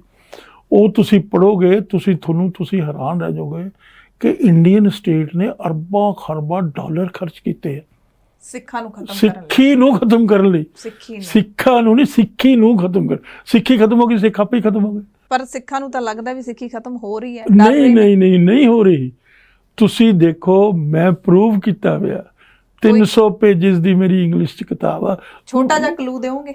ਛੋਟਾ ਜਿਹਾ ਦੇਖੋ, ਸਿੱਖ ਕਿੱਥੇ ਮਾਰ ਖਾਦੀ, ਸਿੱਖਾਂ ਨੇ ਕਿਤੇ ਵੀ ਨਹੀਂ ਮਾਰ ਖਾਦੀ। ਬਾਵਜੂਦ ਇਸ ਗੱਲ ਦੇ ਕਿ ਇੰਡੀਅਨ ਸਟੇਟ ਨੇ millions and billions of dollars ਕਰ ਕੀਤੇ ਆ, ਸਿੱਖ ਚੇਅਰਸ ਕ੍ਰੀਏਟ ਕੀਤੀਆਂ ਲੱਖਾਂ ਡਾਲਰਾਂ ਨਾਲ। ਕਿੱਥੋਂ ਪੈਸਾ ਆਇਆ? ਹੁਣ ਦੇਖੋ, ਸ਼ਹੀਦ ਵੀ ਹੋ ਰਹੇ, ਸਿੱਖ ਸ਼ਹੀਦ ਹੋ ਰਹੇ ਆ, ਸਿੱਖੀ ਨਾਲ ਟੁੱਟ ਨਹੀਂ ਰਹੇ। ਇਹ ਚਿੰਤਾ ਹੈ ਇੰਡੀਅਨ ਸਟੇਟ ਦੀ। ਇਹੀ ਚਿੰਤਾ ਉਹਨਾਂ ਨੇ ਯੂਨੀਵਰਸਿਟੀਆਂ ਦੇ ਵਿੱਚ ਚੇਅਰ ਵੈਸਟ ਦੇ ਵਿੱਚ ਕ੍ਰੀਏਟ ਕੀਤੀ ਵੀ ਗੋਰਿਆਂ ਦੇ ਹੱਥੋਂ ਇਹ ਕੰਮ ਕਰਾਓ। ਜੇ ਅਸੀਂ ਕਰਾਂਗੇ ਤਾਂ ਅਸੀਂ ਮਾਰਕ ਹੋ ਜਾਂਦੇ ਹਾਂ। ਤਾਂ ਜਦੋਂ ਗੋਰਿਆਂ ਨੇ, ਮੈਕਲੋਡ ਹੋਰ ਬਹੁਤ ਸਾਰੇ ਸਿੱਖ ਸਕਾਲਰ ਸਾਰੀ ਦੁਨੀਆ 'ਚ ਬੈਠੇ, ਉਹ ਹਾਰ ਗਏ। ਦੇ ਐਕਸੈਪਟਡ ਦੇਅਰ ਡਿਫੀਟ। ਫਿਰ ਸਿੱਖ ਹਾਇਰ ਕੀਤੇ ਉਹਨਾਂ ਨੇ, ਪਗੜੀ ਵਾਲੇ ਸਿੱਖ, ਉਹਨਾਂ ਤੋਂ ਵੀ ਨਹੀਂ ਗੱਲ ਬਣੀ। ਤਾਂ ਅੱਜ ਮਤਲਬ ਸਿੱਖਾਂ ਦਾ ਬੋਲਬਾਲਾ ਦੁਨੀਆ ਦੇ ਵਿੱਚ ਜੀ, ਹਿੰਦੁਸਤਾਨ 'ਚ ਵੀ ਬੋਲਬਾਲਾ। ਐਸੀ ਕੋਈ ਗੱਲ ਨਹੀਂ, ਸਿੱਖ ਮਰੇ ਨਹੀਂ, ਸਿੱਖ ਖਤਮ ਨਹੀਂ ਹੋਏ। ਸਿੱਖੀ ਮਤਲਬ ਮਾਕੂਲ ਜ਼ਿੰਦਾ ਹੈ ਜੀ। ਸਿੱਖ ਆਪਣੀ ਗੱਲ ਤੇ ਅੜੇ ਹੋਏ ਆ ਵੀ ਅਸੀਂ ਜ਼ਿੰਦਗੀਆਂ ਦੇ ਦਾਂਗੇ, ਸ਼ਹਾਦਤਾਂ ਦੇ ਦਾਂਗੇ, ਪਰ ਅਸੀਂ ਸਬਮਿਟ ਨਹੀਂ ਕਰਾਂਗੇ ਜੀ। ਸਭ ਤੋਂ ਵੱਡਾ ਤਾਂ ਸਿੱਖਾਂ ਨੂੰ ਇਹੀ ਲੱਗਦਾ ਹੈ ਕਿ ਸਾਡੀਆਂ ਸੰਸਥਾਵਾਂ ਹੀ ਆਜ਼ਾਦ ਨਹੀਂ ਹੈਗੀਆਂ। ਸਾਡੀਆਂ ਸੰਸਥਾਵਾਂ ਨੂੰ ਕੋਈ ਘੁਣ ਨਹੀਂ ਲੱਗਿਆ ਹੋਇਆ, ਮਾਫ ਕਰਨਾ, ਕਿਤੇ ਨਹੀਂ ਸਾਡੀਆਂ ਸੰਸਥਾਵਾਂ ਜਾਂਦੀਆਂ। ਜੇ ਸਿੱਖ ਜਿਉਂਦਾ ਸੰਸਥਾ ਜਿਉਂਦੀ ਆ, ਜੇ ਸਿੱਖ ਮਰ ਗਿਆ ਸੰਸਥਾ ਮਰ ਜੂਗੀ। ਇਹ ਤੁਸੀਂ ਚੜ੍ਹਦੀ ਕਲਾ ਵਾਲੀ ਗੱਲ ਕਰ ਰਹੇ ਹੋ, ਬਹੁਤ ਚੰਗੀ ਗੱਲ ਹੈ, ਪਰ ਹਕੀਕਤ ਦੇ ਵਿੱਚ ਲੱਗਦਾ ਹੈ ਕਿ ਅਜਿਹਾ ਨਹੀਂ ਹੈ। ਨੋ ਨੋ ਨੋ ਨੋ, ਤੁਹਾਨੂੰ ਐਵੇਂ ਹੀ ਲੱਗਦਾ, ਤੁਸੀਂ ਡਰਦੇ ਹੋ, ਤੁਸੀਂ ਡਰਪੋਕ ਹੋ ਜੀ। ਸਿੱਖ ਚੜ੍ਹਦੀ ਕਲਾ 'ਚ ਰਹਿੰਦਾ, ਚੜ੍ਹਦੀ ਕਲਾ ਦਾ ਆਦੇਸ਼ ਆ ਗੁਰੂ ਨੂੰ ਦਿੱਤਾ। ਜੋ ਜਿਹੜੇ ਸਿੱਖ ਇਸ ਤਰ੍ਹਾਂ ਸੋਚਦੇ ਆ ਵੀ ਅਸੀਂ ਮਰ ਗਏ, ਅਸੀਂ ਖਤਮ ਹੋ ਗਏ, ਇਹ ਤਾਂ ਆਦੇਸ਼ ਨਹੀਂ ਗੁਰੂ ਦਾ। ਗੁਰੂ ਕਹਿੰਦਾ ਚੜ੍ਹਦੀ ਕਲਾ 'ਚ ਰਹਿ, ਤੂੰ ਕੁਝ ਵੀ ਨਹੀਂ ਹੈ। ਉਹ ਸਿੱਖ ਤਾਂ ਜਦੋਂ ਪੰਜ ਸੀ ਉਹਨਾਂ ਨੇ ਸਬਮਿਟ ਨਹੀਂ ਕੀਤਾ। ਬਿਲਕੁਲ, ਸਿੱਖੀ ਕਦੇ ਖਤਮ ਨਹੀਂ ਹੋ ਸਕਦੀ, ਸੈਂਕੜਿਆਂ 'ਚ ਰਹੇ। ਉਹ ਗੁਰੂ ਕੱਲਾ ਢਾਹ ਤਾਂ ਲੱਗ ਰਹੀ ਹੈ ਨਾ, ਨਹੀਂ ਢਾਹ ਲੱਗ ਰਹੀ। ਗੁਰੂ ਨਾਨਕ ਮਹਾਰਾਜ ਨੇ ਕੀ ਕਿਹਾ, ਚੜ੍ਹਦੀ ਕਲਾ ਦੀ ਗੱਲ ਕੀਤੀ। ਜਿਹੜਾ ਬਾਬਰ ਸੀ, ਕਿੱਡਾ ਬੜਾ ਲੀਡਰ ਸੀ, ਉਸਨੂੰ ਕੀ ਕਿਹਾ ਮਹਾਰਾਜ ਨੇ, ਕੋਈ ਫੌਜ ਥੋੜ੍ਹੀ ਖੜੀ ਹੈ ਪਿੱਛੇ, ਜਾਬਰ ਕਿਹਾ ਜੀ। ਔਰ ਗੁਰੂ ਔਰ ਰੱਬ ਨੂੰ ਮਿਹਣਾ ਦਿੱਤਾ, ਸਮਝੇ ਕਿ ਨਹੀਂ। ਔਰ ਔਰਤ ਦਾ ਦਰਜਾ ਦੇਖੋ, ਮਹਾਤਮਾ ਬੁੱਧ ਨੇ ਵੀ ਉਹਨੂੰ ਨੀਚੇ ਰੱਖਿਆ, ਸਮਝੇ ਕਿ ਨਹੀਂ। ਸਾਰਿਆਂ ਮਤਲਬ ਜਿੰਨੇ ਵੀ ਬੜੇ ਬੜੇ ਸੰਤ ਮਹਾਤਮਾ, ਉਹਨਾਂ ਨੇ ਵੀ ਔਰਤ ਨੂੰ ਨਹੀਂ, ਕੱਲਾ ਇੱਕ ਬੰਦਾ ਜਿਹੜਾ ਔਰਤ ਦੇ ਹੱਕ ਵਿੱਚ ਖੜਾ ਹੀ ਨਹੀਂ ਹੋਇਆ, ਔਰਤ ਨੂੰ ਕਿਹਾ ਹੈ ਸੁਪਰੀਮ, ਇਹ ਸੁਪੀਰੀਅਰ, ਸਮਝੇ ਕਿ ਨਹੀਂ। ਕਿੱਡੀ ਵੱਡੀ ਗੱਲ। ਫਿਰ ਵਰਨ ਆਸ਼ਰਮ ਧਰਮਾ, ਕਿੱਡੀ ਬੜਾ, ਬਹੁਤ ਬੜਾ ਸਟੀਲ ਫਰੇਮ, ਉਹਨੂੰ ਅੰਗਰੇਜ਼ ਕਹਿੰਦੇ ਸੀ, ਸਟੀਲ ਫਰੇਮ ਹੈ ਹਿੰਦੂਇਜ਼ਮ ਦਾ, ਉਸ ਦੇ ਖਿਲਾਫ ਖੜਾ ਹੋ। ਉਹ ਤੁਹਾਨੂੰ ਲੰਗਰ ਦਾ ਇੰਸਟੀਟਿਊਸ਼ਨ ਕਿਉਂ ਦਿੱਤਾ ਜੀ? ਉੱਥੇ ਕੋਈ ਕਿਸੇ ਨੂੰ ਪੁੱਛਦਾ? ਗੁਰਦੁਆਰੇ ਦਾ ਇੰਸਟੀਟਿਊਸ਼ਨ, ਕਿੱਡਾ ਜ਼ਬਰਦਸਤ ਇੰਸਟੀਟਿਊਸ਼ਨ। ਫਿਰ ਤੁਹਾਨੂੰ ਕੀ ਦਿੱਤਾ? ਆ ਦਿੱਤਾ ਸ਼੍ਰੀ ਗੁਰੂ ਗ੍ਰੰਥ ਸਾਹਿਬ, ਰਿਟਨ ਟ੍ਰੈਡੀਸ਼ਨ ਤੇ ਬੇਸਡ ਆ। ਗੁਰੂ ਨੇ ਆਪ ਲਿਖਾਇਆ, ਗੁਰੂ ਨੇ ਆਪ ਕਿਹਾ। ਔਰ ਪੋਥੀ ਪਰਮੇਸ਼ਰ ਕਾ ਥਾਨ, ਮੁਗਲਾਂ ਦੇ ਨਾਲ ਟੱਕਰ ਲਾ ਲਈ। ਮੁਹੰਮਦ ਸਾਹਿਬ ਨੇ ਕਿਹਾ ਸੀ ਨਾ ਵੀ ਮੇਰੇ ਤੋਂ ਬਾਅਦ ਕੋਈ ਗੋਡ ਨਹੀਂ ਹੋਏਗਾ, ਤਾਂ ਮਹਾਰਾਜ ਨੇ ਕਿਹਾ ਤੂੰ ਕੀ ਗੋਡ, ਆਪ ਹੈ ਗੋਡ। ਪੋਥੀ ਪਰਮੇਸ਼ਰ ਕਾ ਥਾਨ ਵੀ ਆਪ ਆ। ਤੋ ਸਿੱਖਾਂ ਨੂੰ ਕੌਣ ਮਿਟਾ ਦੂ ਜੀ? ਸਿੱਖਾਂ ਨੂੰ ਰਿਟਨ ਕਨਸਟੀਟਿਊਸ਼ਨ ਦਿੱਤਾ ਬੀਬਾ ਜੀ। ਕਿਸੇ ਦੂਸਰੇ ਧਰਮ ਦੇ ਕੋਲ ਰਿਟਨ ਟ੍ਰੈਡੀਸ਼ਨ ਨਹੀਂ, ਓਰਲ ਟ੍ਰੈਡੀਸ਼ਨ। ਬਿਲਕੁਲ। ਸੋ ਤੁਹਾਡੇ ਕੋਲ ਸਭ ਕੁਝ ਹੈਗਾ, ਐਵੇਂ ਡਰੀ ਜਾਓ, ਐਵੇਂ ਤੁਸੀਂ। ਸੋ ਤੁਹਾਡੇ ਮੁਤਾਬਿਕ ਤਾਂ ਇਹ ਜੋ ਸਾਰਾ ਚੱਲ ਰਿਹਾ ਹੈ, ਕਹਿ ਰਹੇ ਨੇ ਪੰਥਕ ਸਿਆਸਤ, ਔਰ ਜਿੰਨਾ ਵੀ ਕ੍ਰਾਈਸਿਸ ਸਿੱਖਾਂ ਦਾ ਪਾਰਟ ਐਂਡ ਪਾਰਸਲ ਹੈ। ਸਿੱਖਾਂ ਦੇ ਉੱਤੇ ਜਿੰਨਾ ਵੀ ਸੰਕਟ ਆਏਗਾ, ਸਿੱਖ ਸਟਰੋਂਗ ਹੋਏਗਾ। ਤੇ ਤੁਸੀਂ ਟਾਈਮ ਗੈਪ ਕਿੰਨਾ ਕੁ ਦੇਖਦੇ ਹੋ ਵੀ ਇਹ ਜਿਹੜਾ ਕ੍ਰਾਈਸਿਸ ਆਇਆ ਹੋਇਆ ਹੈ, ਕਿੰਨੇ ਕੁ ਗੈਪ 'ਚ ਇਹ ਭਰ ਜਾਊਗਾ, ਠੀਕ ਹੋ ਜਾਊਗਾ? ਭਰਿਆ ਹੀ ਪਿਆ, ਇਹਨੂੰ ਕਿਹੜਾ ਕ੍ਰਾਈਸਿਸ ਹੈ? ਕੋਈ ਕ੍ਰਾਈਸਿਸ ਨਹੀਂ। ਮੈਂ ਤੁਹਾਨੂੰ ਕ੍ਰਾਈਸਿਸ, ਤੁਹਾਡੇ ਕੋਲ ਜਿਉਂਦਾ ਜਾਗਦਾ ਸਾਖਸ਼ਾਤ ਕਾਰਪੋਰੇਟ ਗੁਰੂ ਪਿਆ ਜੀ। ਇਹ ਕੀ ਗੱਲ ਹੈ? ਤੁਹਾਨੂੰ ਜਿੰਨੀ ਦੇਰ ਤੁਸੀਂ ਨਹੀਂ ਇਹ ਗੱਲ ਕਹਿ ਸਕੇ, ਇੰਡੀਅਨ ਸੁਪਰੀਮ ਕੋਰਟ ਨੇ ਕਹੀ ਕਿ ਜੁਰਿਸਟਿਕ ਪਰਸਨ ਤੁਹਾਡੇ ਕੋਲ ਹੈ ਜਿਉਂਦਾ ਜਾਗਦਾ ਸਾਖਸ਼ਾਤ ਗੁਰੂ, ਜਿਹੜਾ ਕਿਸੇ ਹੋਰ ਕੋਲ ਨਹੀਂ ਹੈ। ਤੇ ਜੇ ਜਿਉਂਦਾ ਜਾਗਦਾ ਗੁਰੂ ਤੁਹਾਡੇ ਨਾਲ ਖੜਾ, ਤੁਹਾਡੇ ਹਰ ਗੱਲ ਦੇ ਉੱਤੇ ਉਹ ਤੁਹਾਨੂੰ ਪਹਿਰਾ ਦੇ ਰਿਹਾ, ਤੁਹਾਡੇ ਹਰ ਗੱਲ ਨੂੰ ਉਹ ਦੱਸ ਰਿਹਾ ਵੀ ਐ ਨਹੀਂ, ਐ ਕਰਨਾ। ਪਰ ਸਮੱਸਿਆ ਤਾਂ ਉੱਥੇ ਹੈ ਨਾ ਕਿ ਅਸੀਂ ਰੋਸ਼ਨੀ ਲੈ ਨਹੀਂ ਰਹੇ। ਨਹੀਂ, ਰੋਸ਼ਨੀ ਲੈ ਹੀ ਨਹੀਂ ਰਹੇ। ਮੈਂ ਕਹਿੰਦਾ ਲੈ ਵੀ ਰਹੇ ਆ, ਲੈ ਵੀ। ਜੇ ਨਾ ਲੈ ਰਹੇ ਹੁੰਦੇ ਉਹਨੂੰ ਸਤਨਾਮ ਵਾਹਿਗੁਰੂ ਬੋਲ ਜਾਣਾ ਸੀ ਜੀ। ਲੈ ਰਹੇ ਤਕੜੇ ਆ ਸਿੱਖ। ਮੈਂ ਕਹਿੰਦਾ ਪਿੰਡਾਂ ਦੇ ਜਿਵੇਂ ਜ਼ਿਮੀਂਦਾਰ ਆ, ਜਿਸ ਤਰ੍ਹਾਂ ਖੜੇ ਰਹਿੰਦੇ ਆ, ਆਹ ਦੇਖ ਲਓ, ਆ ਕਿਸਾਨਾਂ ਦਾ ਐਜੀਟੇਸ਼ਨ ਕਿੱਡਾ। ਇਹ ਹਿੰਦੁਸਤਾਨ ਦਾ ਨਹੀਂ ਹੈ, ਵਰਲਡ ਲੈਵਲ ਦਾ ਪਹਿਲੀ ਕਿਸਮ ਦਾ ਇੱਕ ਐਜੀਟੇਸ਼ਨ ਆ, ਜਿਸ ਦੇ ਵਿੱਚ ਕੋਈ ਲੀਡਰ ਹੀ ਨਹੀਂ ਹੈ। ਔਰ ਕੀ ਆ? ਸਮਰਪਿਤ ਆ। ਰਹਿਰਾਸ ਸ਼ਾਮ ਨੂੰ ਪਾਠ ਹੁੰਦਾ, ਸੁਬਹ ਪਾਠ ਹੁੰਦਾ, ਅਰਦਾਸ ਹੁੰਦੀ ਹੈ। ਸਿੱਖੀ ਸਿਧਾਂਤਾਂ ਨਾਲ ਹੀ ਚੱਲ ਰਹੇ ਨੇ ਮੋਰਚੇ। ਸਿੱਖੀ ਸਿਧਾਂਤਾਂ ਨਾਲ। ਮੈਨੂੰ ਦੱਸੋ ਕਿੰਨੀ ਕੁ ਆਬਾਦੀ ਹੈ ਸਿੱਖਾਂ ਦੀ? 2% ਤੋਂ ਵੀ ਘੱਟ ਹੈ। ਸੋ ਇਸ ਵਕਤ ਜੋ ਸੰਸਥਾਵਾਂ ਨੂੰ ਲੀਡ ਕਰ ਰਹੀਆਂ ਸ਼ਖਸੀਅਤਾਂ ਨੇ, ਉਹਨਾਂ ਨੂੰ ਕੋਈ ਬਦਲੇ ਜਾਣ ਦੀ ਲੋੜ ਲੱਗਦੀ ਹੈ ਤੁਹਾਨੂੰ? ਕਿਹੋ ਜਿਹੇ ਜਥੇਦਾਰ ਸਾਹਿਬ ਦੀ ਕਮਾਂਡ ਚਾਹੀਦੀ ਹੈ ਇਸ ਵਕਤ? ਜਥੇਦਾਰ ਸਾਹਿਬ ਦੀ ਵੀ ਕਮਾਂਡ ਚਾਹੀਦੀ ਹੈ। ਸਭ ਤੋਂ ਵੱਡੀ ਕਮਾਂਡ ਗੁਰੂ ਗ੍ਰੰਥ ਸਾਹਿਬ ਦੀ ਚਾਹੀਦੀ ਹੈ, ਜਿਹੜਾ ਜਿਉਂਦਾ ਜਾਗਦਾ ਸਾਖਸ਼ਾਤ ਗੁਰੂ ਆ। ਤੁਹਾਡੇ ਕਹਿਣ ਦਾ ਮਤਲਬ ਹੈ ਕਿ ਹੈ ਨਹੀਂ ਕਮਾਂਡ? ਮੇਰੀ ਗੱਲ ਸੁਣ ਜੀ। ਕੀ ਹੋਇਆ ਜਦੋਂ ਯੋਧਿਆ ਦੇ ਵਿੱਚ ਪ੍ਰਾਣ ਪ੍ਰਤਿਸ਼ਠਾ ਦੇ ਉੱਤੇ ਇਨਵੀਟੇਸ਼ਨ ਆਇਆ ਜਥੇਦਾਰ ਸਾਹਿਬਾਨ ਜੀ, ਇਹਨੇ ਲੋਕ ਕਹਿੰਦੇ ਜੀ ਕੱਪੜੇ ਸੰਭਾਲ ਲਏ, ਉੱਥੇ ਜਾਣ ਲਈ ਉਹ ਤਿਆਰੀ ਕਰ ਲਈ। ਹਾਂਜੀ। ਉਹ ਪ੍ਰੈਸ ਕਾਨਫਰੰਸ ਕਾਲ ਕੀਤੀ 28 ਮੈਨੂੰ ਬੁਲਾ ਲਿਆ ਉਹਨਾਂ। ਉਹ ਮੈਂ ਕਿਹਾ ਜਥੇਦਾਰ ਕਮਸ ਆਫਟਰ ਦੀ ਗੁਰੂ। ਪਹਿਲਾਂ ਗੁਰੂ ਨੂੰ ਪੁੱਛੋ ਤੂੰ ਕੀ ਕਹਿਣਾ ਇਸ ਗੱਲ ਤੇ। ਜੀ। ਗੁਰੂ ਜਿਉਂਦਾ ਜਾਗਦਾ ਸਾਖਸ਼ਾਤ। ਮੈਂ ਉਹ ਫਿਰ ਨਾ ਪਿੰਡ ਪ੍ਰਾਣ ਵਾਲੀ ਜਿਹੜੀ ਉਹਦੇ ਸਾਹਮਣੇ ਰੱਖਤੀ ਉਹਨਾਂ ਨੇ। ਮੈਂ ਕਿਹਾ ਦੱਸੋ। ਉਹ ਜਥੇਦਾਰ ਸਾਹਿਬ ਵੀ ਬਿਲਕੁਲ ਬੈਠ ਗਏ, ਉਤੋਂ ਮੁੜ ਕੇ ਗੱਲ ਹੀ ਨਹੀਂ ਕੀਤੀ ਵੀ ਅਸੀਂ ਅਸਲ 'ਚ ਕੱਪੜੇ ਸਮੇਂ ਸਵਾਏ ਰਹਿ ਗਏ। ਰਹਿ ਗਏ ਪਰ ਉਹ ਉਹ ਇੱਕ ਦਿਨ 'ਚ ਹੀ ਪਤਾ ਨਹੀਂ 1 ਮਿਲੀਅਨ ਲੋਕਾਂ ਨੇ ਦੇਖ ਲਈ। ਜੀ ਜੀ ਵੀ ਗੁਰੂ ਕੀ ਕਹਿ ਰਿਹਾ ਉਹ ਦੇਖੋ। ਪਰ ਉਹੀ ਨਾ ਕਿ ਜਥੇਦਾਰ ਸਾਹਿਬ ਖੁਦ ਤੁਰੰਤ ਫੈਸਲਾ ਨਹੀਂ ਲੈ ਸਕੇ, ਉਦੋਂ ਵੀ ਕਈ ਨਹੀਂ, ਉਹ ਦਿਨ ਤਾਂ ਤੱਕ ਫਿਰ ਉਡੀਕ ਕਰਦੇ ਦੇਖੋ ਰਹੇ। ਮੈਂ ਤਾਂ ਇਹੀ ਗੱਲ ਕਹੀ ਵੀ ਜੋ ਗੁਰੂ ਕਹਿੰਦਾ ਉਹ ਗੱਲ ਕਰੋ। ਜਥੇਦਾਰ ਤਾਂ ਬਾਅਦ ਚ ਆਏ ਨਾ, ਗੁਰੂ ਪਹਿਲਾਂ ਆਇਆ। ਤੇ ਗੁਰੂ ਤੇ ਰੱਬ ਇੱਕ ਚੀਜ਼ ਹੈ, ਤੇ ਤੁਸੀਂ ਗੁਰੂ ਤੋਂ ਫੈਸਲਾ ਕਰਾ ਲਓ। ਤੇ ਜੋ ਉਹ ਕਹਿੰਦਾ, ਜੇ ਉਹ ਕਹਿੰਦਾ ਵੀ ਤੁਸੀਂ ਜਾਓ ਪ੍ਰਾਣ ਪ੍ਰਤਿਸ਼ਠਾ ਦੇ ਵਿੱਚ, ਤੁਹਾਡੇ ਕੋਲ ਇਨਵੀਟੇਸ਼ਨ ਆਏ ਤਾਂ ਜ਼ਰੂਰ ਜਾਓ। ਜੇ ਉਹ ਕਹਿੰਦਾ ਨਹੀਂ ਜਾਣਾ, ਸਾਡਾ ਉਹਨਾਂ ਨਾਲ ਕੋਈ ਲੈਣਾ ਦੇਣਾ ਹੈ ਹੀ ਚਲੋ ਨਹੀਂ। ਇੱਕ ਆਖਰੀ ਸਵਾਲ ਮੈਂ ਤੁਹਾਡੇ ਤੋਂ ਪੁੱਛਾਂਗੀ। ਸ਼੍ਰੀ ਗੁਰੂ ਗ੍ਰੰਥ ਸਾਹਿਬ ਜੀ ਦੀ ਰੌਸ਼ਨੀ ਦੀ ਆਪਾਂ ਗੱਲ ਕਰ ਰਹੇ ਹਾਂ, ਸਿੱਖ ਇਤਿਹਾਸ ਦੀ ਗੱਲ ਕਰ ਰਹੇ ਹਾਂ। ਇਸ ਵਕਤ ਸਭ ਤੋਂ ਵੱਧ ਸੰਕਟ ਦੇ ਵਿੱਚ ਨੇ ਸੁਖਬੀਰ ਸਿੰਘ ਬਾਦਲ। ਸੁਖਬੀਰ ਸਿੰਘ ਬਾਦਲ ਨੂੰ ਤਨਖਾਹੀਆ ਕਰਾਰ ਦਿੱਤਾ ਗਿਆ ਹੈ। ਤਾਂ ਗੁਰਬਾਣੀ ਦੀ ਰੌਸ਼ਨੀ ਦੇ ਵਿੱਚ ਜਥੇਦਾਰਾਂ ਨੂੰ ਸੁਖਬੀਰ ਬਾਦਲ ਦੇ ਖਿਲਾਫ ਕੀ ਫੈਸਲਾ ਲੈਣਾ ਚਾਹੀਦਾ, ਜੋ ਉਹਨਾਂ ਤੇ ਇਲਜ਼ਾਮ ਲੱਗੇ ਨੇ, ਜੋ ਉਹਨਾਂ ਦੇ ਰਾਜ ਦੇ ਵਿੱਚ ਹੋਇਆ, ਜੋ ਗਲਤੀਆਂ ਹੋਈਆਂ? ਦੇਖੋ ਮੈਨੂੰ ਨਹੀਂ ਉਹਦੀ ਡਿਟੇਲ ਪਤਾ ਵੀ ਕੀ ਇਲਜ਼ਾਮ ਲਾਏ। ਸਭ ਤੋਂ ਵੱਡਾ ਬੇਅਦਬੀ ਦਾ, ਦੇਖੋ ਜੇ ਬੇਅਦਬੀ ਦਾ ਹੈਗਾ, ਉਸ ਨੇ ਮਾਫੀ ਮੰਗ ਲਈ ਤਾਂ ਸਿੱਖੀ ਦੇ ਵਿੱਚ ਇੱਕ ਬਹੁਤ ਬੜੀ ਪਰੰਪਰਾ ਕਿ ਮਾਫ ਕਰ ਦਿਓ ਤੁਸੀਂ। ਜੇ ਅਹੀਂ ਤੁਸੀਂ ਸਜ਼ਾਵਾਂ ਦਿੰਦੇ ਰਹੋਗੇ, ਇਸ ਨਾਟ ਮਤਲਬ ਕੋਈ ਇਹੋ ਜਿਹੀ ਗੱਲ ਨਹੀਂ ਹੈ ਵੀ ਸਭ ਨੂੰ ਸਜ਼ਾ ਹੀ ਤੁਸੀਂ ਦੇਈ ਜਾਣੀ। ਮਹਾਰਾਜਾ ਰਣਜੀਤ ਸਿੰਘ ਨੂੰ ਮਾਫ ਹੀ ਕੀਤਾ, ਮਾਫ ਹੀ ਕੀਤਾ। ਇਸੇ ਤਰੀਕੇ ਨਾਲ ਹੋਰ ਸੁਰਜੀਤ ਸਿੰਘ ਬਰਨਾਲੇ ਨੂੰ ਮਾਫ ਨਹੀਂ ਕੀਤਾ, ਮਾਫ ਕੀਤਾ। ਤੁਸੀਂ ਮਾਫ ਕਰ ਦਿਓ। ਤੁਹਾਡੇ ਇੰਨੀ ਫਰਾਖ ਦਿਲੀ ਦਿਖਾਓ, ਇੰਨਾ ਬੜਾ ਖੁੱਲਾ ਦਿਲ ਦਿਖਾਓ, ਲੈ ਵੀ ਤੈਨੂੰ। ਤੇ ਅਗਲੇ ਨੇ ਸਬਮਿਟ ਹੀ ਕਰਤਾ ਵੀ ਮੈਂ ਮਾਫੀ ਮੰਗਦਾ, ਮੈਂ ਤੁਹਾਨੂੰ ਸਮਰਪਿਤ ਹਾਂ, ਅੱਗੇ ਤੋਂ ਮੇਰੇ ਤੋਂ ਇਹੋ ਜਿਹੀ ਗਲਤੀ ਨਹੀਂ ਹੋ, ਮਾਫ ਕਰ ਦਿਓ। ਇਹਦੇ 'ਚ ਕਿੱਡੀ ਗੱਲ ਜੀ, ਕਿੱਡੀ ਕੀ ਗੱਲ। ਸੁਖਬੀਰ ਬਾਦਲ ਹਾਲੇ ਵੀ ਅਕਾਲੀ ਦਲ ਨੂੰ ਲੀਡ ਕਰਨ ਦੇ ਯੋਗ ਤੁਹਾਨੂੰ ਲੱਗਦੇ? ਮੈਂ ਤਾਂ ਉਹਦੇ ਬਾਰੇ ਹੁਣ ਕੀ ਕਹਿ ਸਕਦਾ ਜੀ। ਲੀਡ ਤਾਂ ਉਹੀ ਕਰੂਗਾ ਜਿਹੜਾ ਉਹਨਾਂ ਨਾਲ ਵਿਚਾਰ ਕੇ ਭਿੜੂ। ਹੁਣ ਜਿਹੜੇ ਕਿਸਾਨ ਲੀਡਰ ਆ, ਇਹਨਾਂ ਨੂੰ ਹੁਣ ਇਹ ਥੋੜ੍ਹਾ ਕਹਿ ਦਿੰਦੇ ਵੀ ਕਾਬਲ ਹੈ। They have led a very good agitation, ਜਿਹਨੂੰ ਦੁਨੀਆ ਨੇ ਮੰਨਿਆ। ਦੁਨੀਆ ਦਾ ਉਹ ਗ੍ਰੇਟੈਸਟ ਥਿੰਕਰ 96-97 ਸਾਲ ਦਾ ਗੋਰਾ, ਉਹਨੇ ਮਤਲਬ ਬਹੁਤ ਜ਼ਿਆਦਾ ਤਾਰੀਫ ਕੀਤੀ। तो इसी तरीके सारे बड़े बड़े फिलोसफर, बड़े बड़े थिंकर्स, सारी दुनिया देख रही सी जी। एक ऐसी इतिहास सिरजता किसानां ने गुरु ਨੂੰ ਸਮਰਪਿਤ ਹੋ ਕੇ। ਤੇ ਮਾਫੀ ਤੁਸੀਂ ਕਿਹਾ ਵੀ ਮਾਫ ਕਰ ਦੇਣਾ ਚਾਹੀਦਾ ਹੈ, ਕਿਉਂਕਿ ਇਹੋ ਜਿਹਾ ਸਾਡੇ ਇਤਿਹਾਸ 'ਚ ਹੁੰਦਾ ਆਇਆ ਤੇ ਮਾਫੀ ਸ਼ਰਤਾਂ ਤੇ ਮਿਲਣੀ ਚਾਹੀਦੀ ਹੈ। ਨਹੀਂ ਇਹ ਤਾਂ ਹੁਣ ਦੇਖੋ ਮੈਂ ਨਹੀਂ ਕਹਿ ਸਕਦਾ, ਮੈਂ ਜਜਮੈਂਟ ਨਹੀਂ, ਮੈਂ ਕੋਈ ਜਜਮੈਂਟਲ ਨਹੀਂ ਹਾਂ ਜੀ। ਮੇਰਾ ਤਾਂ ਇੱਕ ਓਪੀਨੀਅਨ ਹੈ, ਐਜ਼ ਅ ਸਕਾਲਰ ਮੇਰਾ ਇੱਕ ਓਪੀਨੀਅਨ। ਕਿਉਂਕਿ ਸਿੱਖਾਂ ਨੂੰ ਸਭ ਤੋਂ ਵੱਡਾ ਡਰ ਇਹੀ ਹੈ ਕਿ ਬਾਅਦ ਚੋਂ ਫੇਰ ਅਕਾਲੀ ਦਲ ਨੇ ਜਾ ਕੇ ਬੀਜੇਪੀ ਨਾਲ ਗੱਠਜੋੜ ਕਰ ਲੈਣਾ। ਡਰ ਸਿੱਖ ਨੂੰ ਕਾਹਦਾ? ਬੀਜੇਪੀ ਨਾਲ ਗੱਠਜੋੜ ਦਾ ਨਹੀਂ, ਮੈਨੂੰ ਨਹੀਂ ਪਤਾ ਵੀ ਬੀਜੇਪੀ ਕੀ ਚੀਜ਼ ਹੈ। ਕੁਝ ਵੀ ਨਹੀਂ ਇਹਨਾਂ ਦੇ ਪੱਲੇ, ਐਵੇਂ ਸਿੱਖ ਡਰੀ ਜਾਂਦੇ। ਬੀਜੇਪੀ ਕੀ ਹੈ ਇਹਨਾਂ ਦੇ ਪੱਲੇ ਜੀ? ਐਵੇਂ ਸਿੱਖ ਡਰੀ। ਸਿੱਖ ਨੂੰ ਡਰ ਰਹਿਤ ਕੀਤਾ ਗੁਰੂ ਨੇ, ਡਰ ਪਾਇਆ ਨਹੀਂ ਗੁਰੂ ਨੇ। ਭੂਤ ਪ੍ਰੇਤ ਹੋਰ ਜਨਮ ਦੀ ਇਹੋ ਜਿਹੀਆਂ ਗੱਲਾਂ ਹੋਰਾਂ ਧਰਮਾਂ ਚ ਆ ਗਈ, ਸਾਡੇ 'ਚ ਤਾਂ ਕੋਈ ਹੈ ਹੀ ਨਹੀਂ ਜੀ। ਅਸੀਂ ਤਾਂ ਕੰਕਰਰ ਹਾਂ, ਅਸੀਂ ਵਾਰੀਅਰ ਹਾਂ, ਅਸੀਂ ਜੇਤੂ ਹਾਂ। ਅਸੀਂ ਕੋਈ ਮਤਲਬ ਕਿਸੇ ਤੋਂ ਡਰਦੇ ਥੋੜ੍ਹਾ ਹਾਂ ਵੀ ਆਹ ਕਰ ਦੂ, ਉਹ ਕੀ ਕਰ ਦੂਗਾ।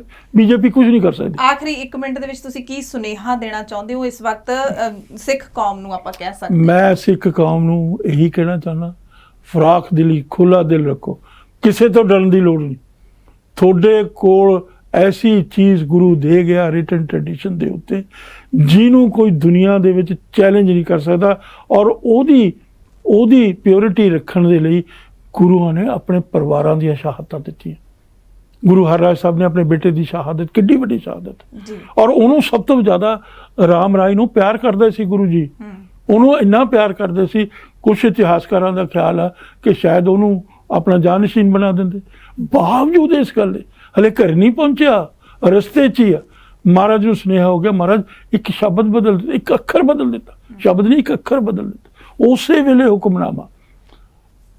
ਰਾਮ ਰਾਏ ਦੀਆਂ ਆਉਣ ਵਾਲੀਆਂ ਪੀੜ੍ਹੀਆਂ ਹਮੇਸ਼ਾ ਲਈ ਪੰਥ ਤੋਂ ਖਾੜ। ਕਿੱਡੀ ਵੱਡੀ ਗੱਲ ਜੀ, ਕਿੱਡੀ ਆਪਣੇ ਬੇਟੇ ਨੂੰ ਜਿਹਨੂੰ ਸਭ ਤੋਂ ਜ਼ਿਆਦਾ ਪਿਆਰ ਕਰਦੇ ਸੀ। ਇਹ ਇਤਿਹਾਸ ਦਾ ਇੱਕ ਵਰਡਿਕਟ ਹੈ, ਇਤਿਹਾਸ ਆ। तो महाराज ने तो इस तरीके गुरु अपने 6वें पातशाह ने की किया, अपने पोते नूं पंथ चों छेकिया नहीं, कहा भी आ जिहड़ी पोथी है इस मानवता दा विरसा है, ना कि किसी परिवार दा या किसी इंडिविजुअल दा। किड्डी वड्डी गल, किड्डा बड़ा स्थान दिता श्री गुरु ग्रंथ साहब। ਤਾਂ ਉਸ ਨੂੰ ਅੱਗੇ ਜਾ ਕੇ ਤੁਸੀਂ ਦੇਖੋ ਇੰਡੋਰਸ ਕੀਤਾ ਇੰਡੀਅਨ ਸੁਪਰੀਮ ਕੋਰਟ ਦੇ ਫੁੱਲ ਬੈਂਚ ਨੇ 3 ਔਰ ਤਿੰਨੇ ਹਿੰਦੂ ਜੱਜ ਆ ਜੀ, ਤਿੰਨੇ ਹਿੰਦੂ ਜੱਜ ਆ, ਉਹ ਬੜੇ ਤਿਲਕਧਾਰੀ ਜੱਜ ਆ। ਬਾਵਜੂਦ ਇਸ ਗੱਲ ਦੇ ਉਹਨਾਂ ਨੇ ਸਾਰੀ ਗੱਲ ਨੂੰ ਸਟੱਡੀ ਕਰਕੇ ਕਿਹਾ ਵੀ ਇਹ ਜੁਰਿਸਟਿਕ ਪਰਸਨ ਦਾ ਸਟੇਟਸ ਨਾ ਤੁਸੀਂ ਹਿੰਦੂਆਂ ਨੂੰ ਅਸਾਈਨ ਕਰ ਸਕਦੇ, ਹਿੰਦੂ ਆਈਡਲਸ ਨੂੰ, ਹਿੰਦੂ ਆਈਡਲ ਲਿਖਿਆ ਉਹਨਾਂ ਨੇ, ਨਾ ਤੁਸੀਂ ਕ੍ਰਿਸਚਨ ਕ੍ਰਾਸ ਨੂੰ, ਇਹ ਸਿਰਫ ਤੇ ਸਿਰਫ ਸੋਵਰੇਨਟੀ ਜਿਹੜੀ ਹੈ ਸ਼੍ਰੀ ਗੁਰੂ ਗ੍ਰੰਥ ਸਾਹਿਬ ਜੀ ਨੂੰ ਹੈ ਜੀ। ਸੋ ਸਰਦਾਰ ਗੁਰਦਰਸ਼ਨ ਸਿੰਘ ਢਿੱਲੋਂ ਜੀ ਦੇ ਮੁਤਾਬਿਕ ਜੋ ਕ੍ਰਾਈਸਿਸ ਚੱਲ ਰਿਹਾ ਹੈ ਇਸ ਦਾ ਇੱਕੋ ਇੱਕ ਹੱਲ ਹੈ, ਡਰਨ ਦੀ ਲੋੜ ਨਹੀਂ ਹੈ। ਸ਼੍ਰੀ ਗੁਰੂ ਗ੍ਰੰਥ ਸਾਹਿਬ ਜੀ ਦਾ ਓਟ ਆਸਰਾ ਲਓ, ਅਰਦਾਸਾਂ ਕਰੋ, ਸਾਰੀ ਸਿੱਖ ਕੌਮ ਸਭ ਕੁਝ ਸੁਲਝ ਜਾਏਗਾ, ਕੋਈ ਵੱਡੀ ਗੱਲ ਨਹੀਂ ਹੈ। ਇਸ ਤੋਂ ਵੀ ਵੱਡੇ ਵੱਡੇ ਕ੍ਰਾਈਸਿਸ ਆਉਂਦੇ ਰਹੇ ਨੇ ਤੇ ਸੁਲਝਦੇ ਰਹੇ ਨੇ। ਚੜ੍ਹਦੀ ਕਲਾ ਹੀ ਸਿੱਖ ਦੇ ਜੀਵਨ ਦਾ ਅਹਿਮ ਅੰਗ ਹੋਣੀ ਚਾਹੀਦੀ ਹੈ। ਬਹੁਤ ਬਹੁਤ ਧੰਨਵਾਦ ਢਿੱਲੋਂ ਸਾਹਿਬ ਸਾਡੇ ਨਾਲ ਜੁੜਨ ਦੇ ਲਈ। ਵਾਹਿਗੁਰੂ ਜੀ ਕਾ ਖਾਲਸਾ, ਵਾਹਿਗੁਰੂ ਜੀ ਕੀ ਫਤਿਹ।